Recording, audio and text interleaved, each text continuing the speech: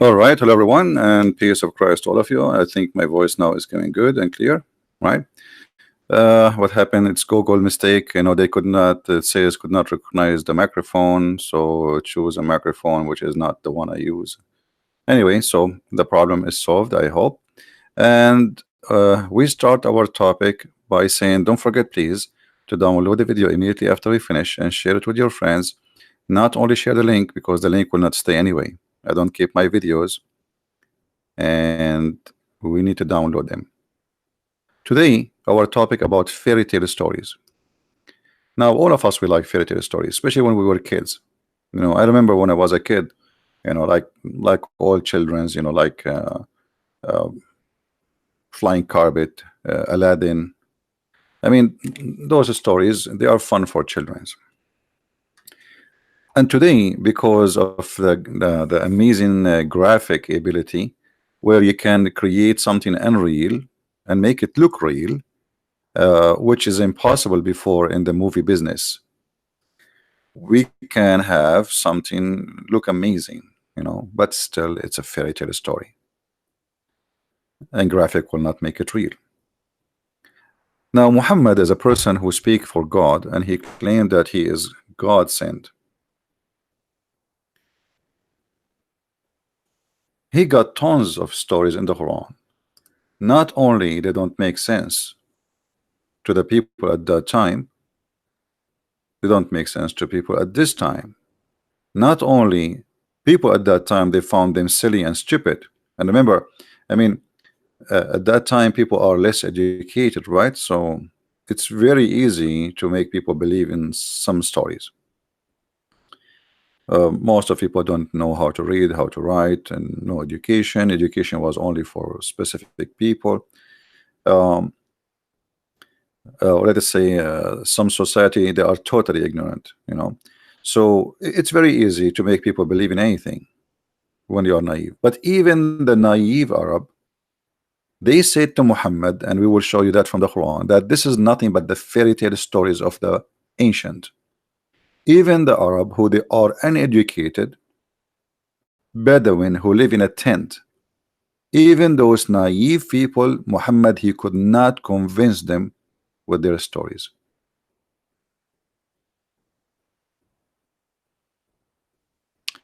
So one of the things we hear from Muslims always that the Quran is a book of science. I say the Quran is a book of Hobbit. Is that how they say the name of the movie? Hobbit. This is actually, even this movie is a lot better. The scenario, the author, he took care of many things.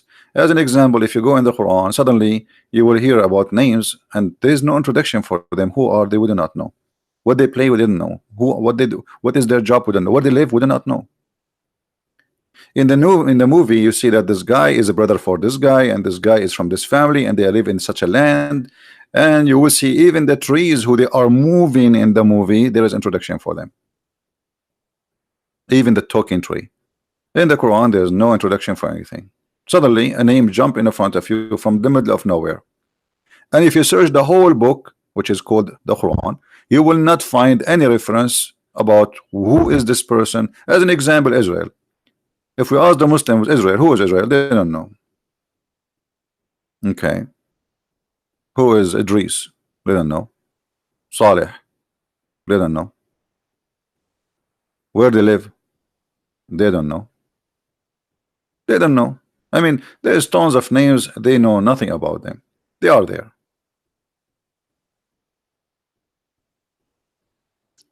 And one of the funny things Muslims they say to us that at that time Allah, he challenged the Arab to make Quran like him. Not only I find this challenge is very silly, because if I am God, I mean, what kind of a challenge to say, okay, make a book like me, I'm Allah. This is silly. I mean, Allah competing with a human.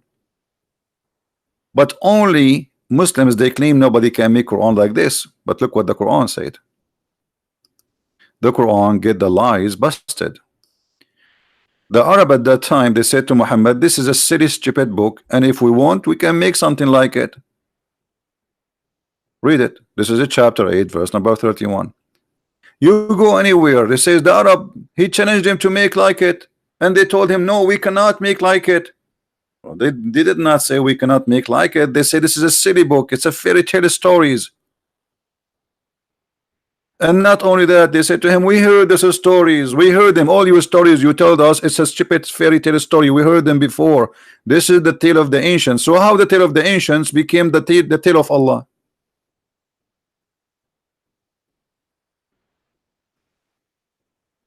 You know what I mean? How the tale of the ancient became the tales of Allah. So this is our topic today. Please, guys, invite your friends. Many people lost connection with our previous podcast because we have difficulty with the sound. I found a genie in the genie. If you go right now and search in Google about having sex with the genie, you will find tons and tons of ridiculous books.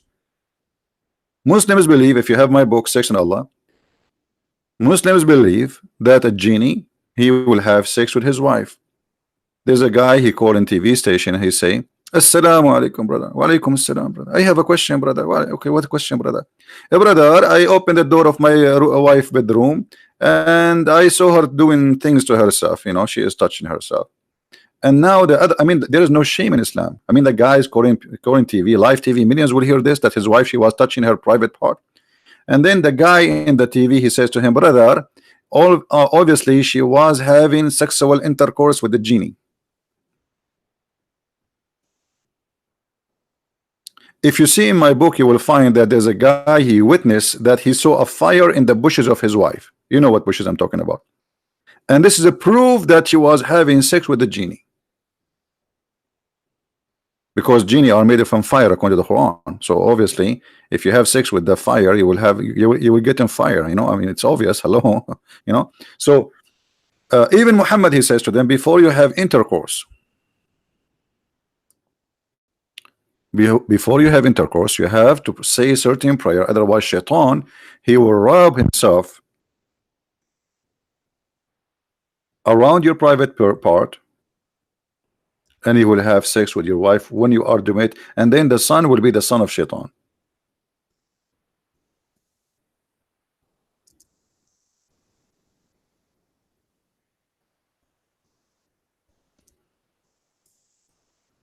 Do we have any Muslim want to say anything?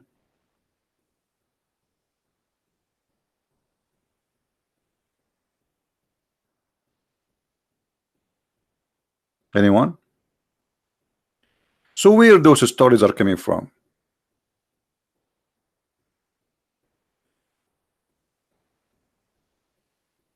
Allah in the Quran,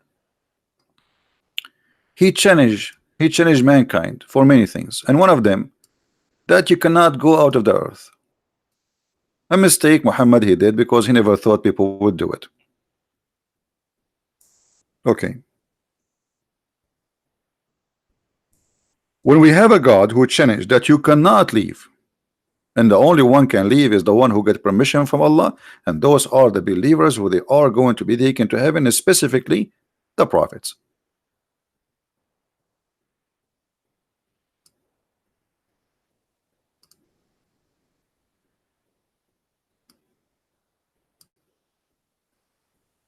First of all, where Muhammad he got the idea that there is a creatures they are called genie. You will find that the idea of a genie, the existence of a genie as a creature, goes long before Islam and have nothing to do even with the Arab. So Muhammad is a magnetic collector of stories which is exist around him. He take the story and he make it as a part of his book, and he claimed that Allah is the one who created genie.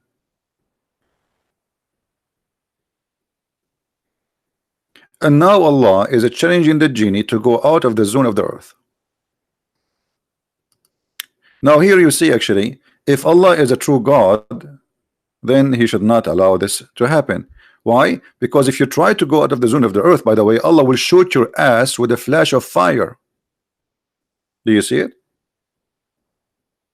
And the funny, which make it more funny and more hilarious, the first one who went to the moon or out of the zone of the earth, it was the kuffar,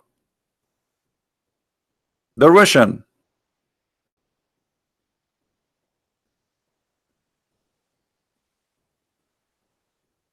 And here, literally, the claim of the Muslims that Islam speak of science got busted. I mean, what kind of you are saying to me, oh company of a human and genie, leave the zone of the earth if you can, and you go read the interpretation. This says nobody can do that except Allah giving permission to his prophet. Like Muhammad, he fly in the top of a flying mule.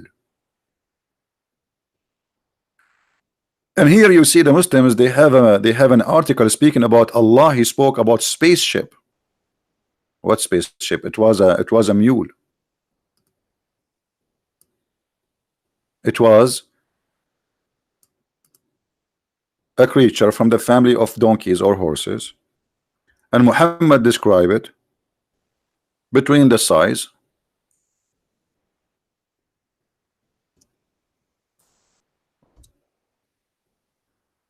it was brought al-Buraq, who was an animal white and long. In which movie we have this guy, the old guy? He is that in the same movie? He is riding a horse, can fly. The guy with the gray hair. There's the magician who have a stick in his hand. Is that in the same movie, guys?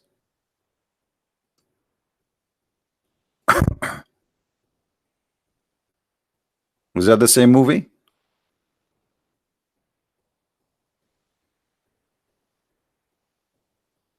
In the Lord of the Ring? Okay, Lord of the Ring. Hold on, let's search for so we can give you an idea. Lord of the Ring.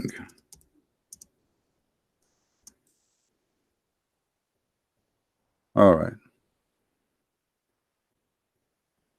Here we go.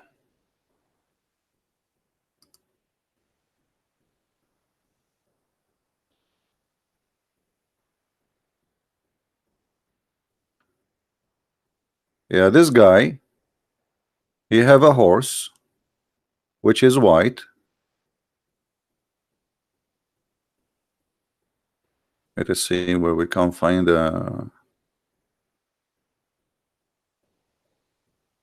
there's tons of pictures, but we want to find we are not getting lucky.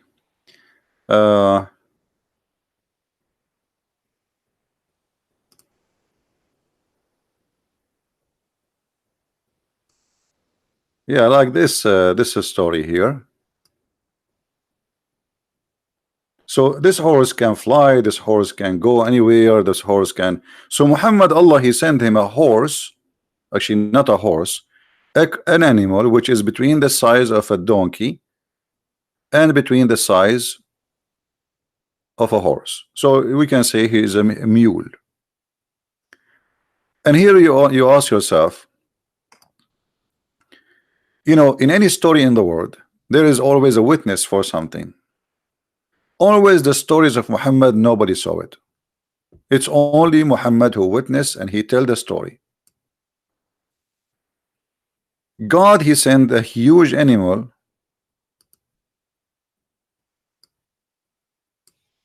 I was brought al-Buraq, who was an animal white and long, and have to be white, by the way, because Allah will not allow anything is black to enter his heaven. You know, this is a supremacist cult, a racist cult, where everything inside the heaven are white, to the point even Allah in the Quran says that يوم تسود وجوه وتبيض وجوه.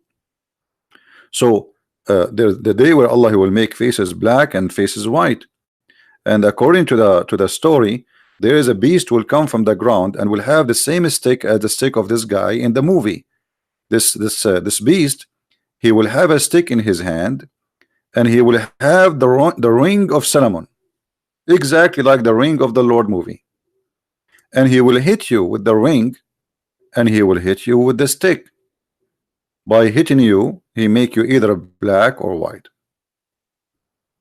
Now, how in the world anyone can believe in this? How Muslims can believe in that?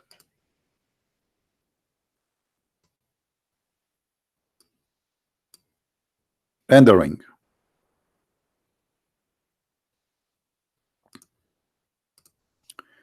And if you read the story of Muhammad, where it says,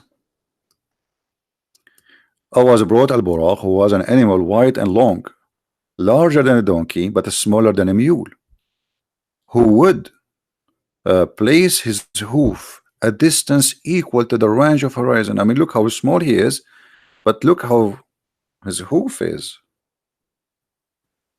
I mean, even the Lord of the Ring, he could not do that, the movie. So his hoof he would place his hoof a distance equal to the range of horizon. I mounted it and I came to Bayt al-Maqdis. By the way, there's nowhere it says, uh, like when the Muslim they say Al-Aqsa, nowhere it says that this is in Jerusalem, like in the Quran. So suppose it's Jerusalem, then he threaded it in a ring used by the Prophet. Look at this story here. Now there is a ring. I mean, here we go. Okay, you want the guy to take a mule sent by Allah, and you don't want him to tie it up. He will run. But hold on, when Allah send you a mule, I mean, the guy, he came from the 7th galaxy all the way to you, to your house, and now you are worried he will leave you. So what we do, we tie him in a ring which is used by the Prophet, and then when he entered the mosque, I prayed 2 rak'ah, which means 2 boin, and then Jibril came out, brought me a vessel of wine and a vessel of milk. I chose the milk, and Jibril said, you have chose the natural thing. Then he took me to the heaven. Jibril, then he asked the gate at the heaven to be open, and he was, hold on, all right.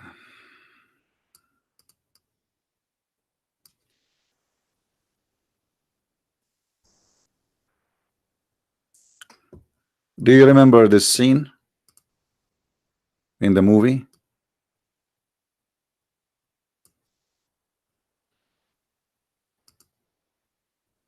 Do you remember it? So Muhammad now, he is in the front of the gate, and Jibril, he asked the gate to be open. Interesting.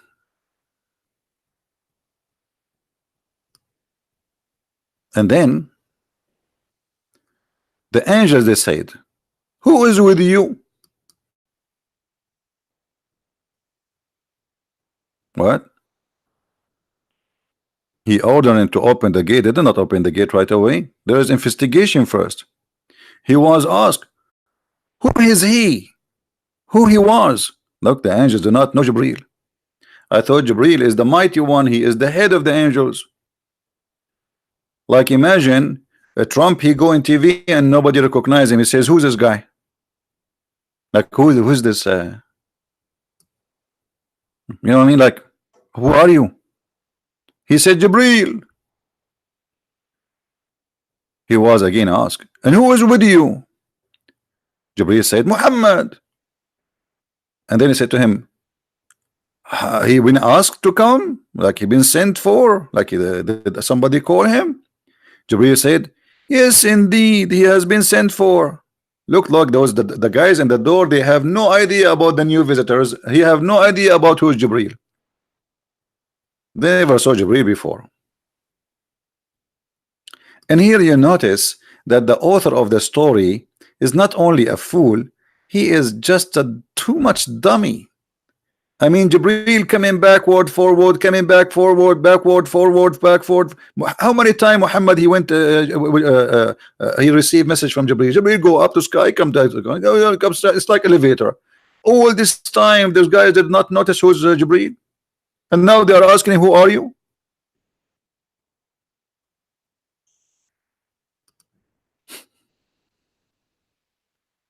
And this is why we say the stories of Harry Potter and the Hobbit, Lord of the Ring, are 1,000 times more. I mean, written better. We can't say logical. You know, everything there is stupid, but It's more logical in the story. I mean, at least those are men. Nobody claimed to be God, but he claimed that they have magic, etc. Now we have an angel of God, and the other angel asking him, "Who are you?" And then Jibril, he said, "I'm Jibril." Okay, what if somebody else he said, "I'm Jibril"? How you know that is Jibril? If you could not recognize him by the look, just because he said, "I am Jibril."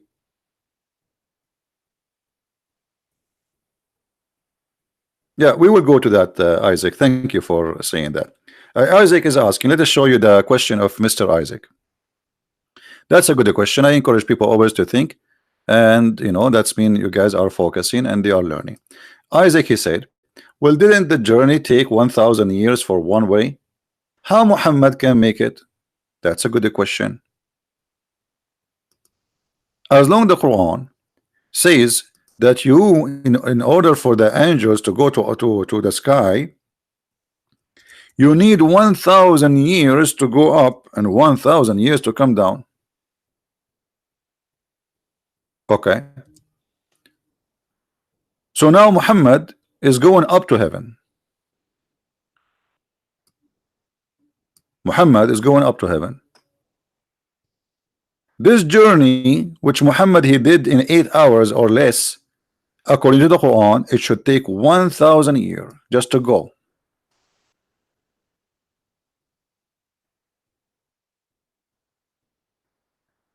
And this is why we say that Muhammad obviously is a very ignorant person, and he don't know how to make a story. Like he always get himself busted, and he got his lies exposed.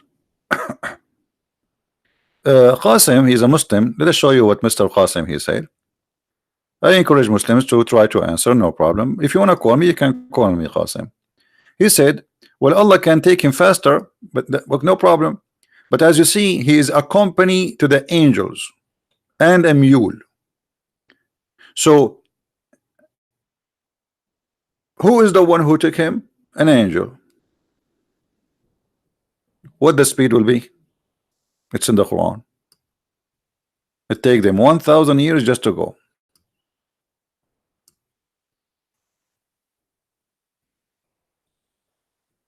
So don't tell me Allah can take him faster. Yes, this can be true if the story says, okay, Allah says Allah said to Muhammad, come, and Muhammad was there. And here this is expose another point. Thank you for saying that, because a Muslim, they say if Allah wants something to happen, he say be. Here we go. He want Muhammad to come to heaven. Did he say be and he was? No. He sent him a donkey. And I don't know what the connection between the donkey and going to the sky. As long the angel is there. I mean, why the angel don't take him? What is the need of the donkey? The angels, Jibril is there. So we have an animal who have a physical body, and we have an angel who obviously have physical body too, because Muhammad described the angel how big he is. He have 600 wings. How many wings, Qasim, the angels have? Is it true that the angel Jibril have 600 wings? Qasim? Muslims, how many wings the angels have according to your prophet? When Muhammad he saw his angel Jibril, how many wings he have? How many? 600 wings. And the hadith confirm that. We can search right now for the hadith, and you will see the hadith confirm that the prophet he saw Jibril, and he have 600 wings. Okay. So Muhammad he saw an angel, and he have 600 wings, as you see. All right. But isn't it the Quran says that the angels have 2 and 3 and 4 wings? Here again you notice that the author of the Quran is an idiot, because when you make a story, you cannot say different story with different stuff. I mean, this is stupid. How the Quran says that this is this is how Allah he created the angels. That's it. Okay, how he created the angels? Let us see.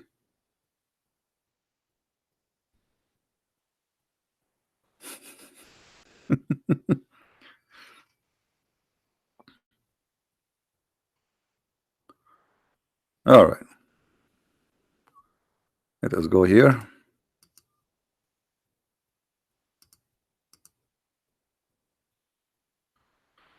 All right. الحمد لله فاطر السماوات والأرض جاعل الملائكة etc. Okay. How? What Allah He made? He made the angels with 2 wings, 3 wings, and 4 wings. And He multiply His creation what He will. But He told us what He made the angels, that's it. And this is in the time of Muhammad. The angel who met with Muhammad, he must have one of those numbers.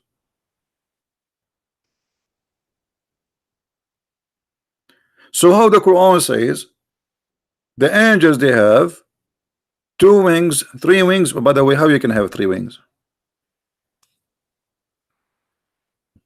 Let it. I mean, okay, 3 wings. What we can do? One in the middle. So 2 wings, 3 wings, and 4 wings. Right? But Muhammad, he said in the hadith that he saw an angel with 600 wings. So one of them is lying. Either the one who wrote the Quran is lying, or the one who made the hadith is lying. But both of them are Muhammad. Sahih Muslim, he was saying how they can how Muhammad was able to count the numbers of the wings. I will tell you how. You know, we are Arab, we are very fast. We have to admit here. Come on. Sorry, Sahih, you are not an Arab. We Arab, we can count. I mean, you just put in front of me like 1,000 cucumber. Just tell me that there are 1,000, and I will count them right away. In a second, I will tell you it's 1,000. Yeah, we Arab, we can count anything very fast. I mean, it's very easy. You know, Jibril, he have a tag in his chest. It says Jibril with the 600 wings. Hello, like, come on. I mean, don't make it complicated for Muhammad. He can give you any answer you want. He can call Zakir Naik. You ask Zakir Naik how Muhammad he was able to count that he have 600 wings. He will give you the answer in a very sharp way. He's very smart. But a Christian, they ask how the Prophet was able to count the number of the wings, and especially the flying. It's impossible. It's very easy. If you buy a suit that doesn't have a number in it, so I don't need to look at your suit moving. All what I need to see is the number of the suit, and that's it. I will get it. So this is Jibril. He is in the side of 600. Did you watch the movie? It's called the 300 from Sparta. Why they call him the 300? They can keep moving. But because they call themselves the 300, so everybody know that they are 300, but nobody count the 300. So it's up. I got you busted, and you know it. I mean, isn't it easy? Everybody knows that Jibril have 600 wings. So Muhammad, he got a number from there. Hello, he did not count them. You cannot deviate Zakir Naik. Come on. By the way, I just made Zakir Naik did not say that. This is my all the unless I say Zakir Naik he said, and I mean it, then this is I made up.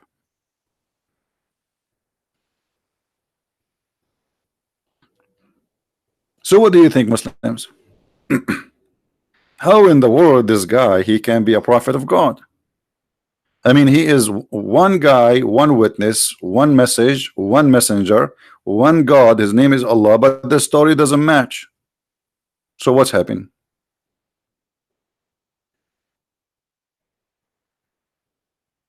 How Muhammad know to count? That's very easy, my friend. I will tell you. Like once I was in the highway driving, and I heard in the news they were saying, you know, as you know, I'm an Arab. So they were saying an Arab guy driving in the highway 102, and he is driving in the wrong direction. I heard them in the news. I heard the news. The radio was, and I said to myself, this radio station is stupid. I mean, it's not only one. I start counting just to show you how I can count. I said one. Look how many they are driving in the wrong direction. 1, 2, 3, 4, 5, 6, 7. I mean, until I arrived to 600. There was 600 people driving in the wrong direction, and I did not notice it was me.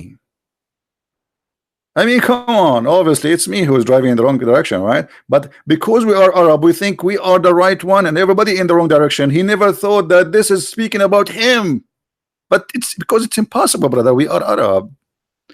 So are you saying to me that the Arab prophet, who is an Arab like me, he got it wrong? You're no way. You know, you don't please. We are the Arab. We are the best, and forget about the rest. Uh, yeah, and this is a true story. I mean, okay, I have no witnesses for the stories, but Muslims, they believe, millions believe in a stories, have no witnesses. Why my story need witnesses now? The funny that in the Quran, if you accuse somebody of adultery, you need to have 4 witnesses, and the 4 witnesses have to see the intercourse happening, not I don't want to have to describe, like, not only they are like you see a man and a woman naked in the bed. No, no, no. Not only you see them moving, you know, we cannot describe. You have to see the private part of the man going in and out, in and out. If you don't see that, there's no adultery. This is Islam, and this is in the Quran, by the way. 4 witnesses in the Quran. Muhammad, he explained it. He says, "Qalam fil mikhala, kal marwad." The same as the pen go in the inkwell. Yeah, this is how you have to see the private man going inside the private part of the women. Okay, this is impossible. You go to the bedroom, you find yourself your wife having sex with somebody, the cable guy. What do you say, the cable guy? Hey, wait, I'm going to call for witnesses, and please, can you show us how you do it? He will not let you see.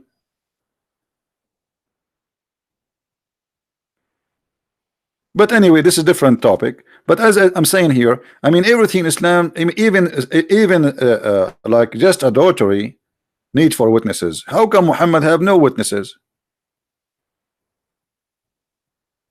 So as you see, the stories of the same book, the same author, the same prophet does not match with the story of the same prophet, the same book, the same God. Nothing match. What do you think? Do we have any Muslim want to call me?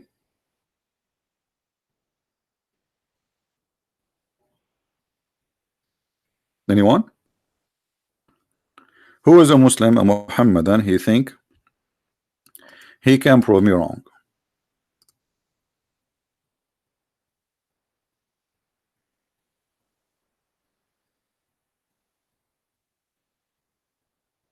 Somebody sending me images like somebody making fun of Christian Prince. Don't talk to them. You see, when you do that, you fuel them. They need you. The one who have a grave, you just say to them 2 words. Don't debate with those Muslims. There's no debate with the Muslims. You do that. Just tell them, okay, if you are a man, call him. Get him busted live on air. This guy, he keeps saying, who gonna call me? Why you don't call him?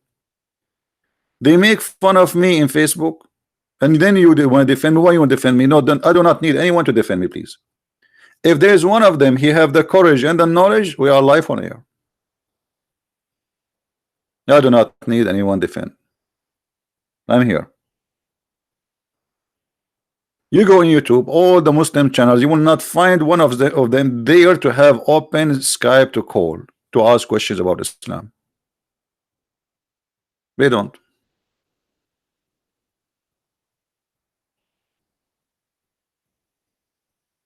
Right? And because they cannot answer,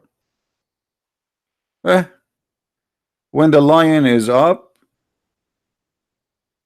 the cats disappear, the fox, the hyena, you know, they disappear. The cat appear only when the lion is not there. I'm not saying I'm the lion, because even the lion have stories in Islam. It will be funny. We showed you just yesterday how the Prophet of Allah, he claimed that when the lion he sneeze, there's 2 cats come from his nose. One is male and one is female. I'm afraid to sneeze now. Otherwise, all of them, they are heroes. All the Muslims can refute me. Have you ever heard of a Muslim he cannot refute me? No way.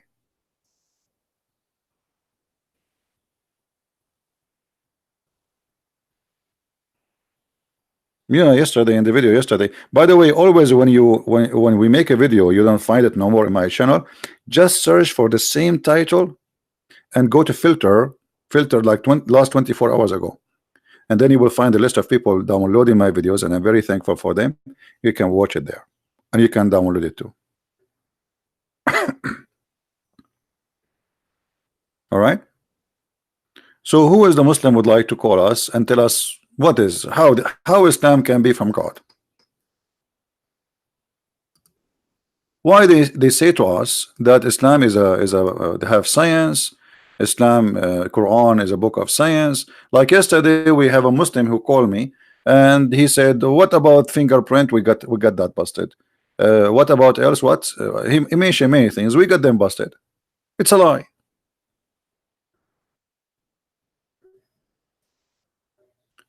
So who is the Muslim want to call us right now? Any Muslim?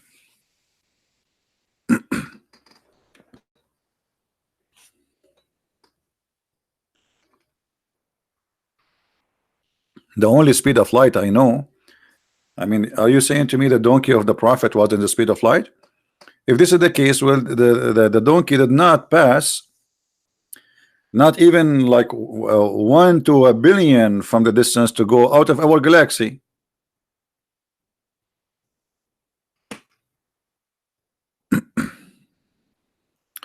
Anyone?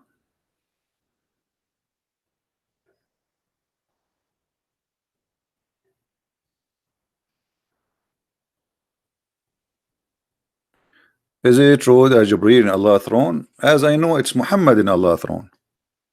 There's tons of stories about Muhammad and his family and Ali, etc. It's madness.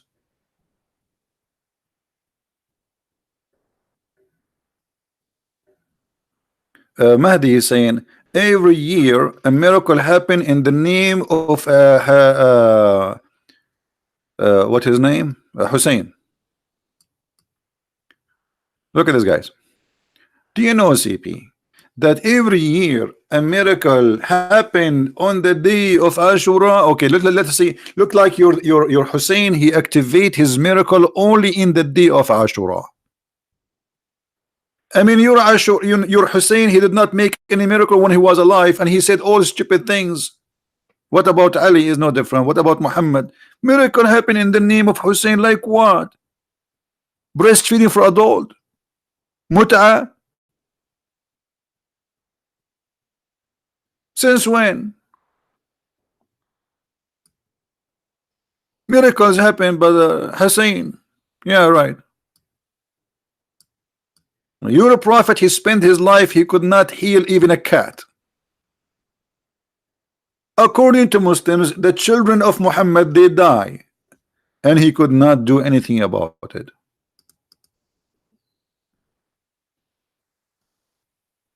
Is that right? What miracle? The only miracle is how somebody he have he in the age of computer and internet, he believe in such a garbage. This is the only miracle. Flying carpet, the Prophet Suleiman, he wanted a bathroom. Anyone save the link we read from before about King Suleiman and his ring? If somebody have it, save me the English one. If somebody have it from the admin, you can please post it so we can put it in the screen. Guys, look at the story Muhammad he came with. Prophet Solomon, he have a ring, and obviously this ring belonged to the Lord of the ring. Okay, Suleiman, he cannot take the ring which is given to him by Allah to the bathroom. So what Suleiman he did? Each time he want to go to the bathroom, he have to take off the ring from his hand.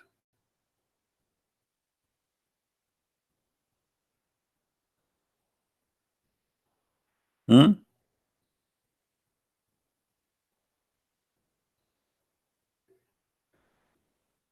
Everybody want to steal the ring. Everybody want to steal the ring.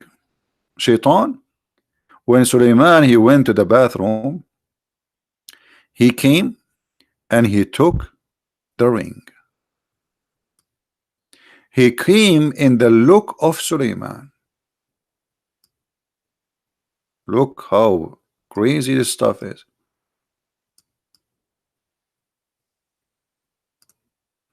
He put the ring in his hand, and right away he became the king.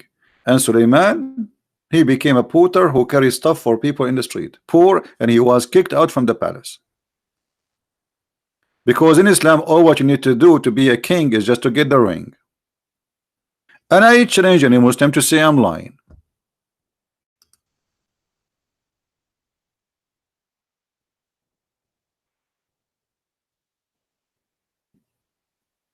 Anyone?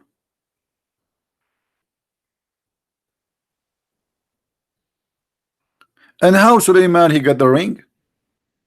Oh, I don't want to forget to mention what happened during that time. Suleiman, now he kicked out from the palace, but the shaitan, he took the look of Suleiman. And now he start having sex with his wives. How the wives of Suleiman, they noticed that this is cannot be the true Suleiman. Anyone remember? How the wives of Suleiman, they notice that this is cannot be Suleiman, the real Suleiman, even though he look exact like Suleiman. They notice because he is so good in bed. The guy, he never take a break. Who's next? Who's next?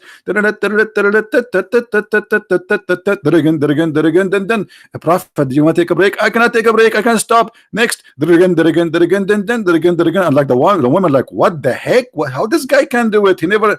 Do you want to eat? No, I cannot eat. Next, who is the next woman? And again. Do you want to go to the bathroom? I don't go to the bathroom. And the next woman, come on, faster. Non-stop, boom, boom. And this is how they notice this is cannot be our husband. We believe it. For sure, you believe it. You are a Muslim. And then they reported Suleiman, the fake Suleiman, I mean, to the elders of the kingdoms. And now the elders, they start investigating the story. This is one of the elders. And he asked him, like, really? Is that how he had sex? Are you sure? I mean, how you Muslim believe in those stories? You tell me.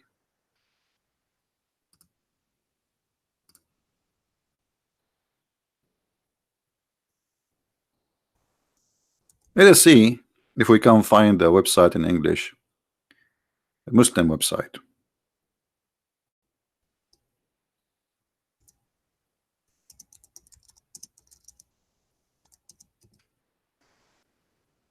All right.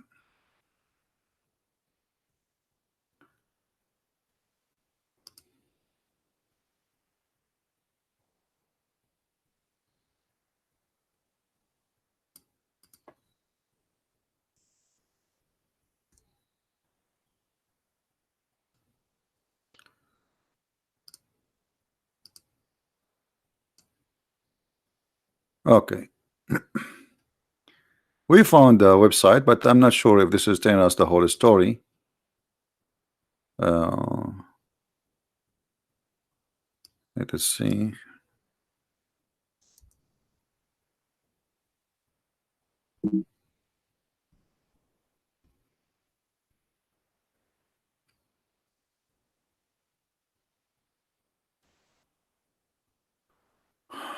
All right. Okay, here we go. Just to show you, we are not making things up. Here, by the way, the Muslim, they have many versions of the story. I mean, even Muhammad, because Muhammad, he have many versions of the same story. As usual, all liars, they do that. Whenever Suleiman, he would go to answering the nature, the call of nature, like farting, whatever. He would remove the ring and give it to his servant. In different story, it's his wife, and her name is Jarada. One day, Shaitan fooled the servant and took the ring away and wear it himself. At the same moment, all jinn and human and shaitan and birds and animals came to his presence to obey him. Because that's it, he got the ring. Hello.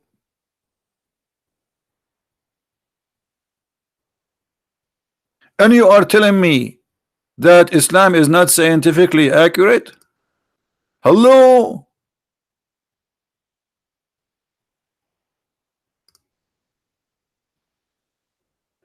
The guy, he just put the ring in his finger, and all animals, human, chickens, birds, turkey, even rabbits, cats, meow, fish, everybody, dolphin. Hey, dolphin, come over. We got a new king who wear a new ring, the magical ring. So that's it. I get a ring, and then I control the whole world, brother. Yes, brother. And brother, this story is absolutely truthful. Because this ring, by the way, is very, very special in power, brother.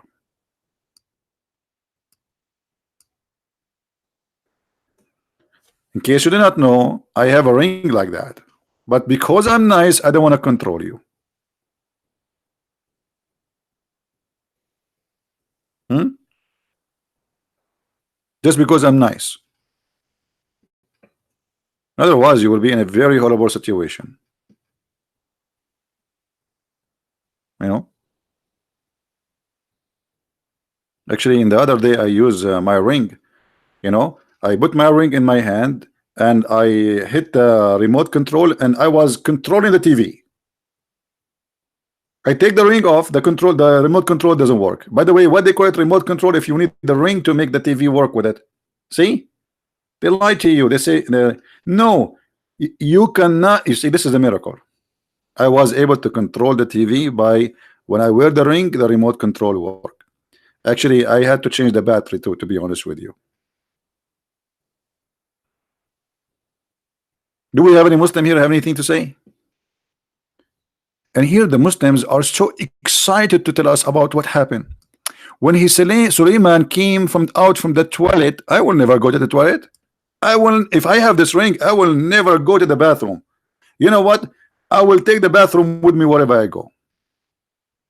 I will do it standing in the balcony. So when Suleiman came out of the toilet, he could not find the ring. Like, what the heck? Where is the ring? And then he saw that the kingship was taken away. If.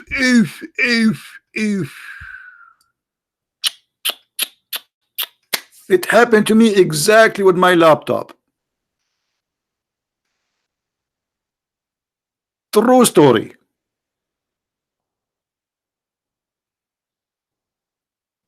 Hello. What is the scientist and the science? And you want me to convert to Islam? You love that sound, Cathy? Okay. Cathy, listen. This is guys just for Cathy because she loved that song. Oof, oof, oof, oof. Okay. We can't say it more than 3 times. That's it. The Prophet says, even if you go to the bathroom, you have to shake it 3 times. That's it. We have to be consistent with Islam. And then, brother, he left the place and he came to the shore of the river. If people of the Israelites saw the behavior of Satan, which is different from Suleiman. Between two bracket, because they missed to tell you something.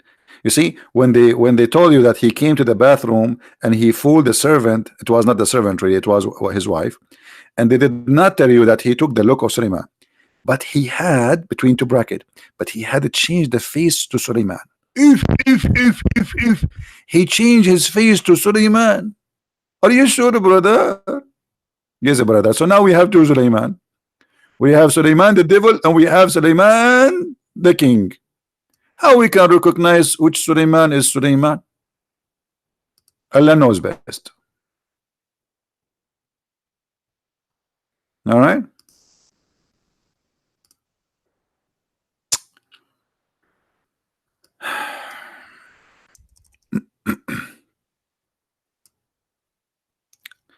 So he has the face of Suleiman, as you see, and he had sat on his chair. These two traditions are rejected by the Shia ulama. And Suleiman was a prophet of Allah. He is safe from pure of such a sort of sin. So the Shia are saying this is Sunni story. We reject the story. Okay, what the Shia story is? What the Shia story? Supposedly the Shia story is better than the Sunni story.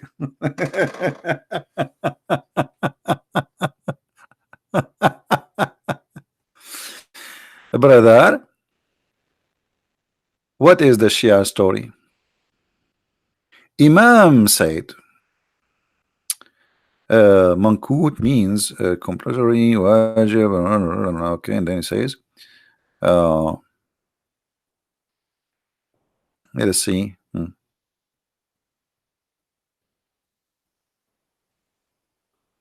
You see here, like they are mixing between Sunni and Shia. I want to see what the Shia say, because this one reason that this Sulaiman was sitting in his throne, and he said that tonight I will have sex with 70 women, and each will give him a birth to a son, and he will fight for Allah. Allah, by the way, Sulaiman was ISIS too. Sulaiman was ISIS, man. He's a big member in ISIS, and he decided in one night he want to have sex with 70 women, and all of them they will like boing boing boing, they will give like babies, and he will fight for the sake of Allah with the seven. I mean, what's wrong with this guy? He was not thinking about sex all his life. Suddenly he decided to sleep with 70. I mean, okay, where you been yesterday? What about the week before? Now suddenly you decide, like he was like thinking, how I can do jihad, how I can do jihad. Okay, okay, get my women for me. I want to have sex with all of them in one night. By the way, I don't know how Suleiman he can only have sex with 70. We Arab, we can do like, I mean, I don't know. My grandfather, this is a true story, by the way. It's exists in Sahih al-Bukhari. Allah, he sent him a dish. It's called al-Kufayt, and he got the power of 40 men. My grandfather, his name is the Prophet Muhammad. It looked like Allah, he gave Suleiman the same power, the Kufayt, shish kebab. So then he start having sex with the wives, but he forgot to say inshallah. Look what did, how you do that? Inshallah, which mean by Allah willing, or Allah willing. So because he forgot to say inshallah, Allah gave him, none of the women was able to give him birth to a baby except one. She gave him a child who is in disability. Do you see what happened when you don't say inshallah before sex? Actually, if I get married, I'm going to print in the forehead of my wife inshallah. Should remember that. I don't want to get come on. Or maybe I will print it in her chest, or maybe in her cheek, or maybe even in her lips. So whatever she speak to me, I remember to say inshallah. We go to, what if the room is dark? Okay, I get a solution. There's a shiny phosphor ink. You turn the light, they shine. I mean, just look at the technology, how it's helping a lot these days. Yeah, you can write in her chest inshallah in dark, even it's going to shine. And you can install there like a word inshallah by LED light. I mean, come on, stop making excuses not to say it.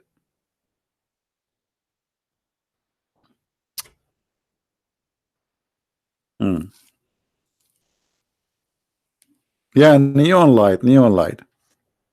Yeah. Actually, the prophet, he said that when his mother, she gave birth to him, a light reached all the way the palaces of Damascus came from her vagina. This was the first nuke made by the Arab. Okay, hold on. Just a little bit.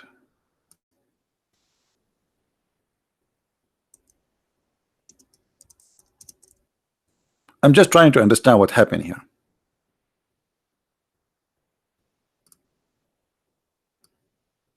I mean, why you guys, you remind me of those things? Why? So Muhammad is in Mecca.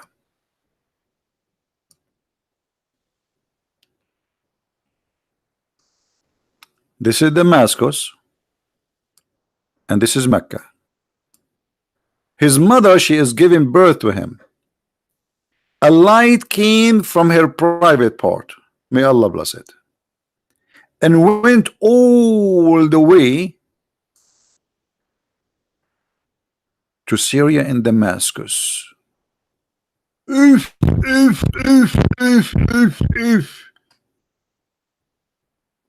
How that happened, brother? How that happened? From Mecca all the way to Syria and Damascus. Okay, I have a question. Why the light went in one direction? That is a very, very smart. If you ask the question to Zakir Naik, he will say you. I can tell you that you are stupid. I am a doctor, and you know it. Obviously, because it came from her private part. So obviously, her back it was in the direction, and her legs it fit in the mascot. So it's very normal that the light is going to travel and go to the mascot. And this is how I silence me.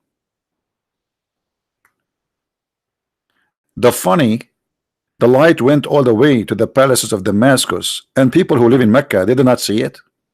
Not even the neighbor.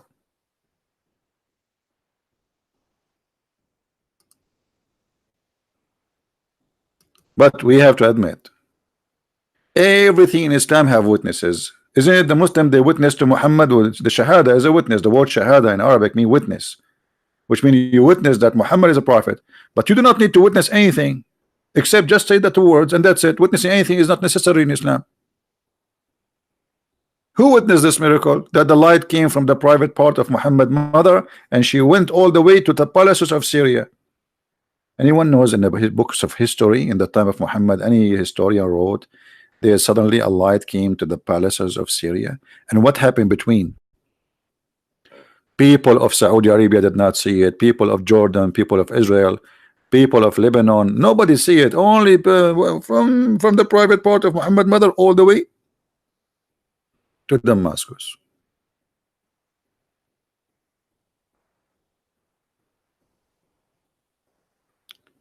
What about what? The curvature of earth? Isaac, I don't know what that word mean, my friend.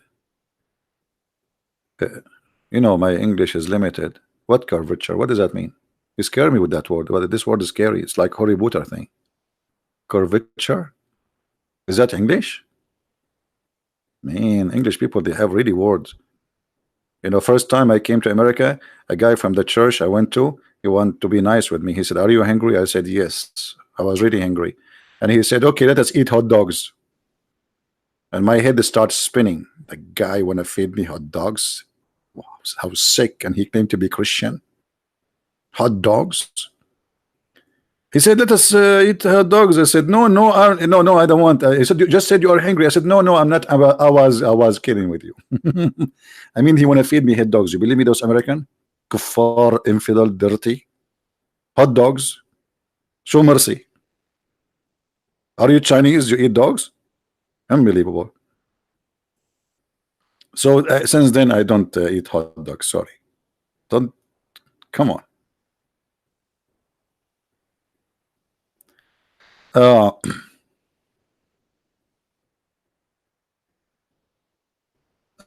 Isaac is talking to me because the earth are round. Yeah, but I don't know what that word mean. The light go to Mecca, from Mecca to Damascus. Yeah, because the earth is flat. Maybe she was shooting like missiles, you know. But the light, as I know, travels straight, doesn't go like in curves, unless you put like a glasses in the way or something, or reflection, a mirror or something. So do we have any Muslim here want to say something to us? Yeah, I know what curve mean, man. Each time you talk to a woman, she said to you, "I'm curvy." Like, come on, I know what curve mean. You think I was joking? You think that? Do you think really I'm so ignorant in English? I am the one who taught the American what the word gay mean. I used to go to chat rooms and I say to them, "Hello, gays," and they kick me out. I thought I'm saying to them, "Hello, guys." but it turned to be gays. But I wanted to say hello, guys. But by the way, I was doing it on purpose. Otherwise, my English is like Shakespeare. Actually, even Shakespeare is an Arab. His real name is Shakespeare. But we are very humble and we try like, okay, we don't want to show off and etc. We are the one who created zero. And this is why we stay in the zero. We don't have one, we don't have minus. We are in zero. We created the zero, we stay with zero. And by the way, the one who created zero is not an Arab. Jabir ibn Hayyan is not an Arab. He is a Yazidi. Some even say he was a Christian, but I believe he is Yazidi. Do we have any curved Muslim?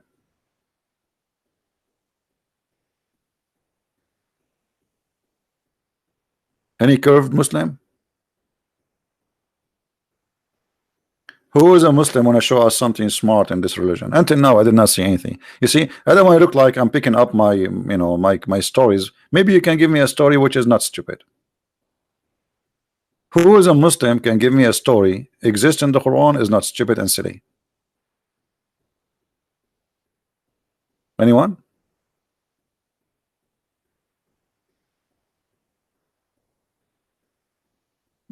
You love me? Okay. Each time I see somebody says to me, I love me, I get scared. Any Muslim here? Indian invented zeros? My friend, Indian invented nothing. We are the Arab. Actually, even curry is made by the Arab, and I will tell you how. In Arabic, we have the word cur, which means a small donkey. So we have a small donkey who was born after his mother. She passed away 4 years after, because his mother, when she gave birth to him, it took her a lot of time, 4 years, which when she is dead, but she is giving birth. Sit down, guys. I will tell you the story how we made the curry. So anyway, this dog, sorry, it was a donkey, right?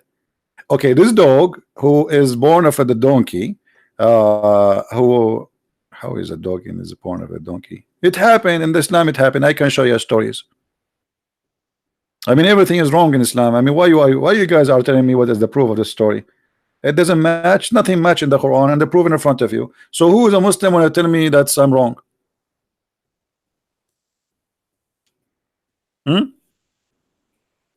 I like curry too. I like Indian people too. They are very beautiful people, very nice people. Once an Indian doctor, he invited me to his house, and he told me I told my wife not to put too much spices because I know you cannot handle it. Guys, he did not put too much spices. My head was like a shower head. I was drinking water like an elephant. He keeps saying to me, "Are you okay?" I can't even talk. I cannot even. My lips is burning. My throat, I don't even feel it.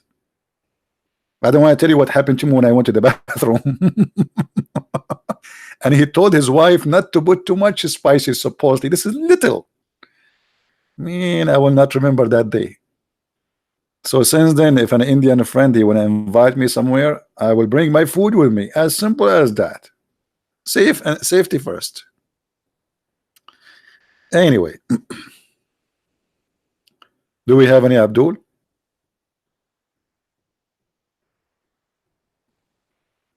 No. Actually, he was a Hindu. He's a very from a very big family in India. Yeah, very nice guy. Him and his wife, they are wonderful people actually. Very polite, very nice people. And the guy, like for him, they had a big fish, and but too much spice. It tastes so good actually. The food, it tastes so good. I love spice, but I can, because for them they eat spice always, so they are used to it. So because the more you eat spice, the more the spice kill the what they call them, the ones in your tongue. By the way, even those, we are the one who discovered them, the Arab. Before us, nobody discovered that. Yeah, the Quran even says that when Allah he burn your skin, Allah will replace the skin. How Allah knows that the feeling in the skin? Magic, science. Nobody knows that.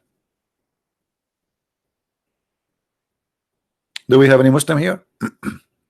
Yeah, the taste buds. I mean, look at the English guys. They call the things buds. So a friend, an American guy, he called his a friend buddy, and then they call the things in your tongue buds. What's wrong with those Americans?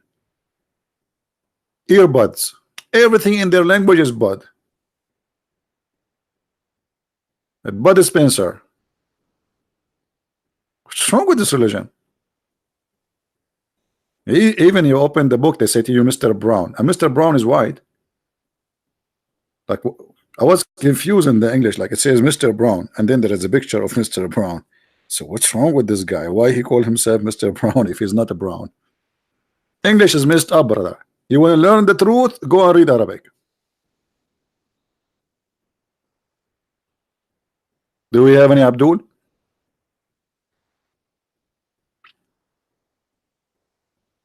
Is my Skype open? Yeah, we have the lights on.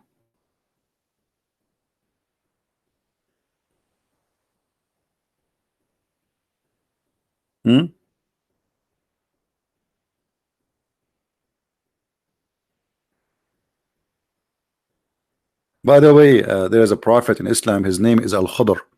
Do you know what Khadr mean? Who knows what Khadr? How many of you speak Arabic here? Khadr meaning green. But if you read the story of Mr. Green, you will not believe it. The reason they call him green because he drank from the fountain of youth, the fountain of life. Sorry. Let me find you the hadith. Hold on.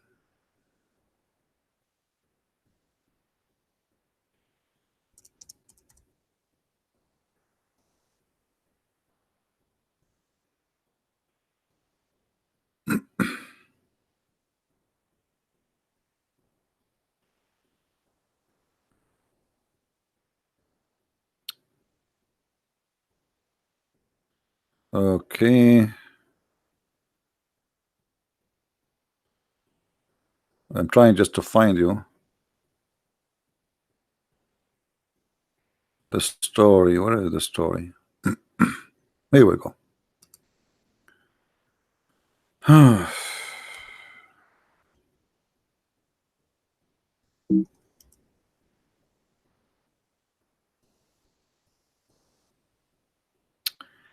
Guys, this guy Al-Khadr, I don't know if I should read the whole story for you, because if I want to read the story, you guys, you will sleep standing. This is an amazing story, by the way. Choose a topic that attract Muslims. Okay, let us talk about sex. I mean, what topic is this? Is the only topic attract Muslims? Sex.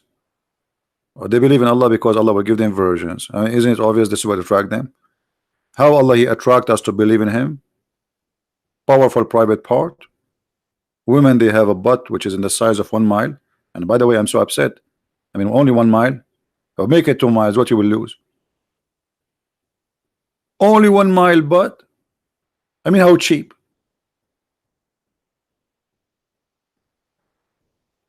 And what if my wife, she wanna do poo-poo and she have 1 mile butt? Man, I can sell her poop for like manure.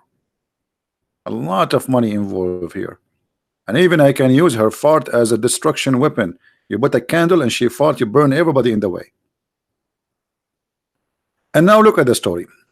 I said to Ibn Abbas, blah blah blah blah blah blah. Okay, blah blah blah blah blah. Okay, okay, and that okay, and also the Al-Khadr. You see here Al-Khadr. This is Mr. Green.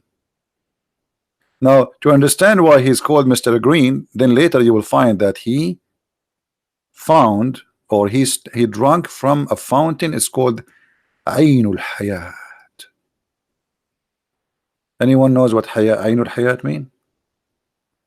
Aynul Hayat, the spring of life.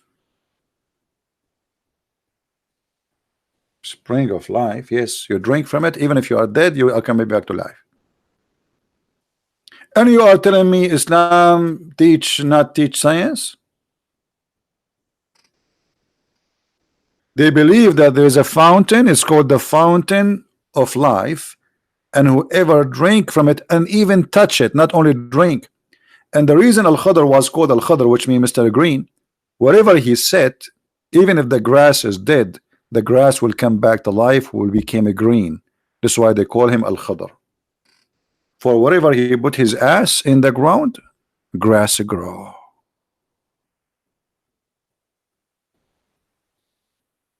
Another way we can say Al Khadr, he have a blessed ass.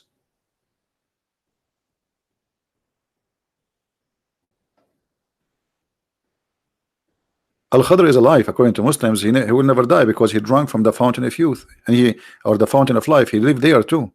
So this is why according to Muslims he attend the funeral of Prophet Noah, and he attend the funeral of the Prophet Sulaiman, and he attend the funeral of Prophet Muhammad. Look like this guy, he have a hobby. He attend the Prophet funerals. Anyway, so Allah told Sulaiman to find this person, Al Khadr, who is a prophet higher than you. Take with you a fish. Look, Allah speak to Moses and he says, Moses, he thought he is the only one who learned best in this earth. A man, he came to Moses after they delivered a sermon.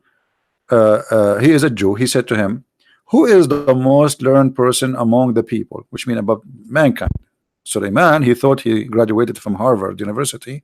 He said, me, me, you know. But look, Allah, he was listening. He did not like that. So he said to him, then he admonished Moses and he told him not to ascribe all the knowledge to Allah and then come to divine inspiration and say it. There's, yes, one of our slave at the junctions of the two seas is more learned than you. And Moses, when he heard this, like he put like, what? There's a guy, he learned more than me. And where? At the junctions in the two sea.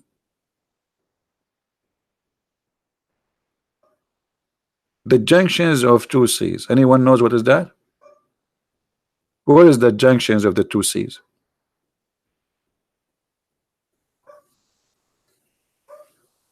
Who knows?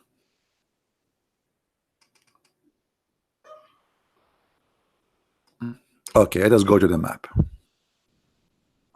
In Arabic, it's called Al-Bahrain.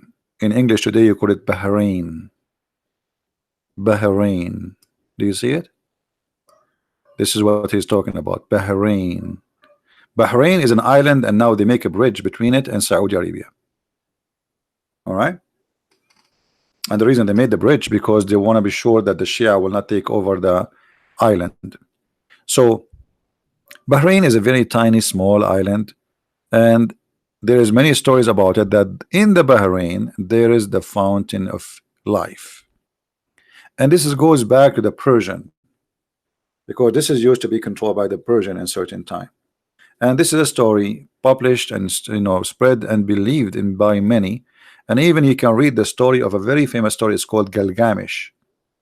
I don't know how many of you heard of Gilgamesh. Anyone heard of Gilgamesh? Nobody?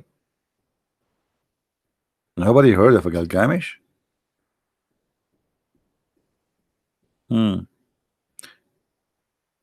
Yeah, you can read the stories. Those are ancient stories, and you will see how the story of fountain of life is exists in those stories. The guy who searched for the meaning of life, and he want to find the cure for people to live forever, and then he will start looking for the fountain and blah blah blah blah blah. And this is Al Khadr. Al Khadr is coming from those stories, which is coming from the north of north of Syria, Persia, etc., spread all over. We don't know really exactly who is the first come with this story, but it's spread all over there. And this is why you will see in the hadith here, it says the junctions of the two sea. The fact doesn't say that, it says al-Bahrain. You see, this is the word in Arabic, and this is exactly the same name for the country of Bahrain today. Bahrain means two seas, the two seas. So, and here it says, Allah, he says to him, yes, one of our slaves at the junctions of the two seas, Al-Bahrain, more learned than you. Musa says, oh my Allah, how I can meet him? Allah said, take with you a wheel. a whale, not a fish. In Arabic, it says hoot. In the basket, and wherever the fish is lost, follow it. Look, the fish is dead, and now the fish will escape the basket, and follow it. This is the first zombie fish. Do we have any Muslim listening? If there is any Muslim listening. So the guy, he will take a fish, he put it in the basket, he walk all the way from Jerusalem all the way to Bahrain, which is going to take him maybe 2 months, and then there, I mean, how the fish can stay? I mean, the fish will not survive. The fish is dead. 2 months with no freezer, put it in the basket. I mean, how long it take this guy to go from here to here? To make it simple for you, this is Bahrain, brother, and this is Israel. So Musa's brother, he is going to go from here to here, which is like almost, I think, 1,500 kilometer only, over a donkey maybe. And he had a fish in the basket. Okay, I'm really convinced. I don't know, I feel like I want to watch Harry Potter again. And then brother Suleiman, sorry, Musa's, not Suleiman, he did what Allah told him. He took a fish or a whale. I don't know how he can carry a whale, but anyway, make it a fish smaller. And then he put it in the basket as Allah told him. So Musa sat along with his attendant. His name is Yeshua. Yeshua ibn Nun. Here you notice how the name is fabricated. Do you know what Nun mean? Do you know why they said Nun? Why they call it Nun? Yeshua bin Nun.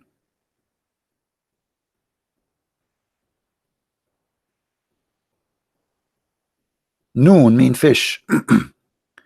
Nun mean fish. So this is a guy whose name is Yeshua, the son of the fish. I mean, makes sense.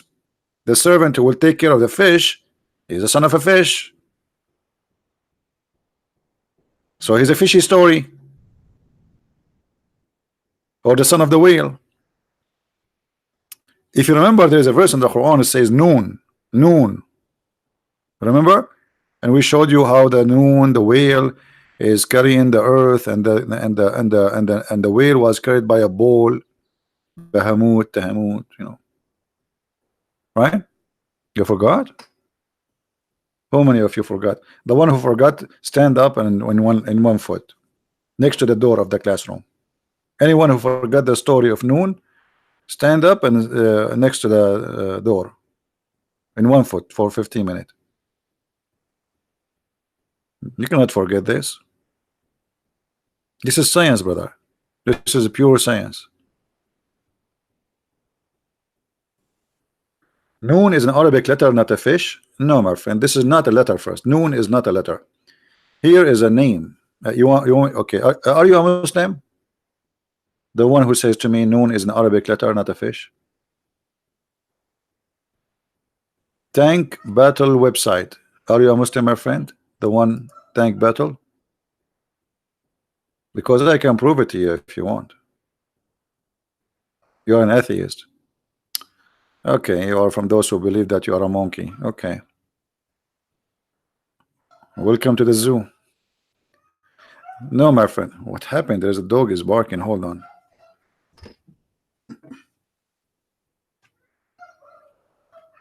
We have a dog parties there.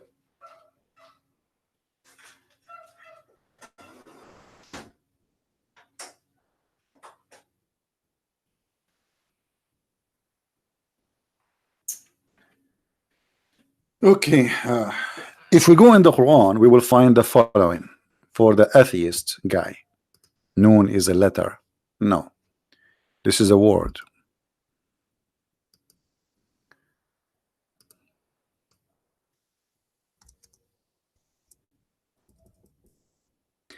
It is a letter for the ignorant,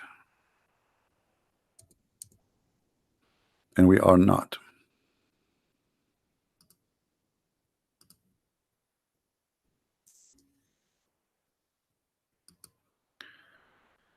All right, we go in the Quran and we read the tafsir.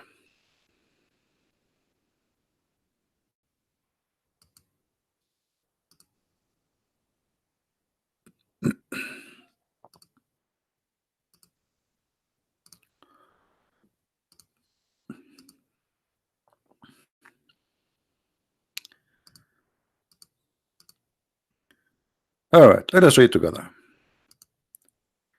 This is chapter 68, verse number 1. Noon wal qalamu wama yasturun. And from his narration, I don't know how much the text is clear for you guys. Let me see.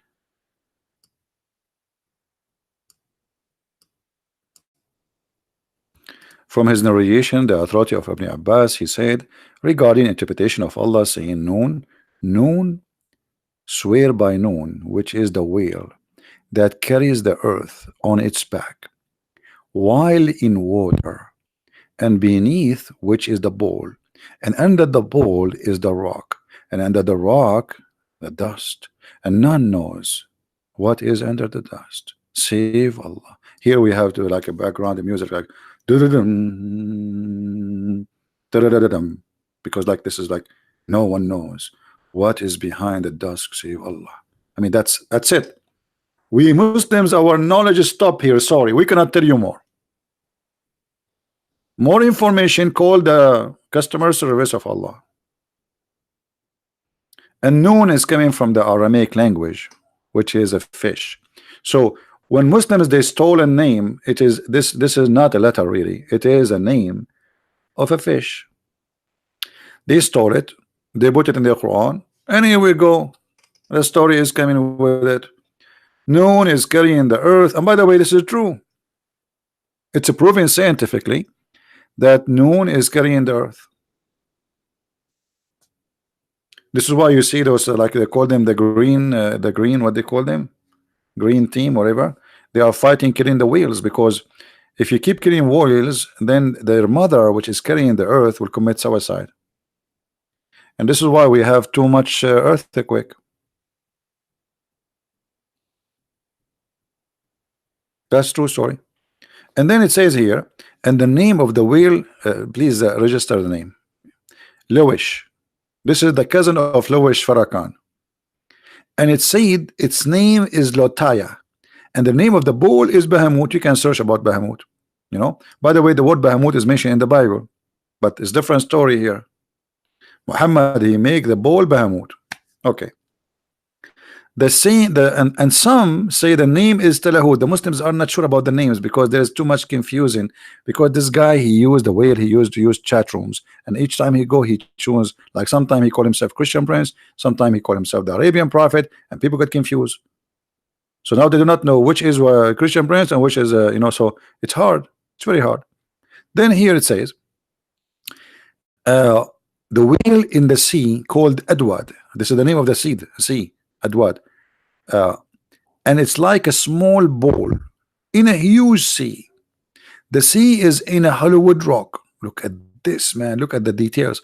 Whereby there is 4,000 cracks. I have 4,000 cracks on my head already from this religion. And from each crack, water spring coming out. And look, the Muslims, they count how many cracks down under the wheel.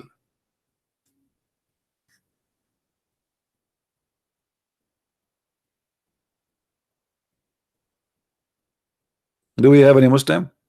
This is science, by the way. This is proven to be accurate. There is a scientist from Japan, very well known. His name, yes, Suzuki. Yes, Suzuki. I lie, Suzuki. He said this is true story, proven.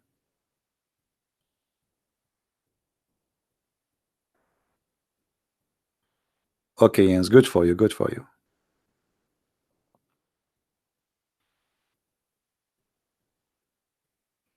I am the best in telling bedtime story. What about like dinner time story. You guys remember only in the bedtime? And this is how boring I am. And what's wrong with you? Like, what about you remember me when you have a dinner like a nice fish, like the friend, the Indian guy with a lot of curry? They remember me the bedtime stories. Here we go. Unbelievable.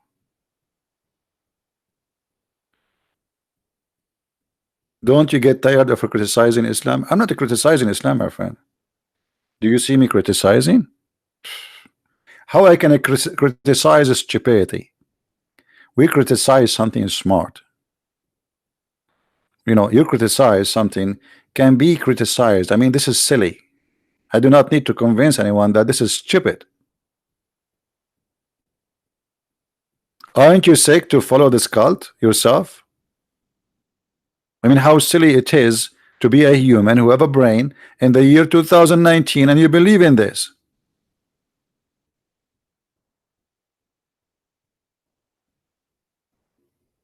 Hmm? What criticizing? I'm not a criticize. I support the Prophet Muhammad. Actually, your prophet, he says, I'm a Muslim. Yeah, he said everyone is born as a Muslim. So based on your prophet, I am an ex-Muslim.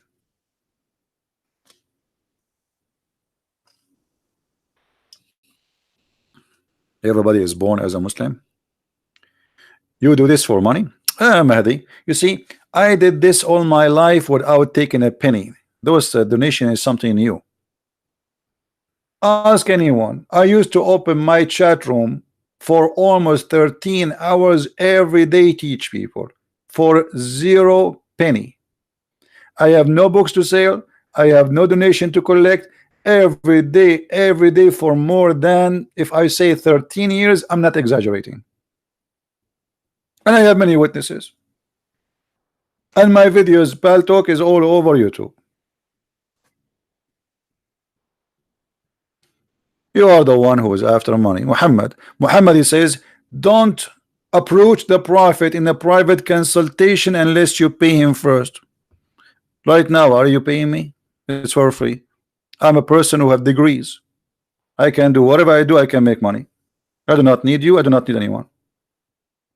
Instead of wasting my time here, losing my voice, getting death threat, what money I took, and how much money I made today? Here we go. I'm here. How much money? I saw somebody make a donation of $2. Thank you, by the way. That's it. So after all of this, I get $2. So Mahdi is saying to me, you are making money.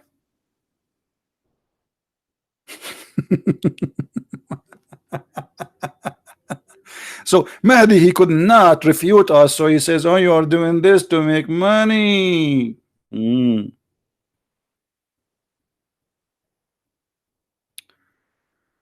Oh boy.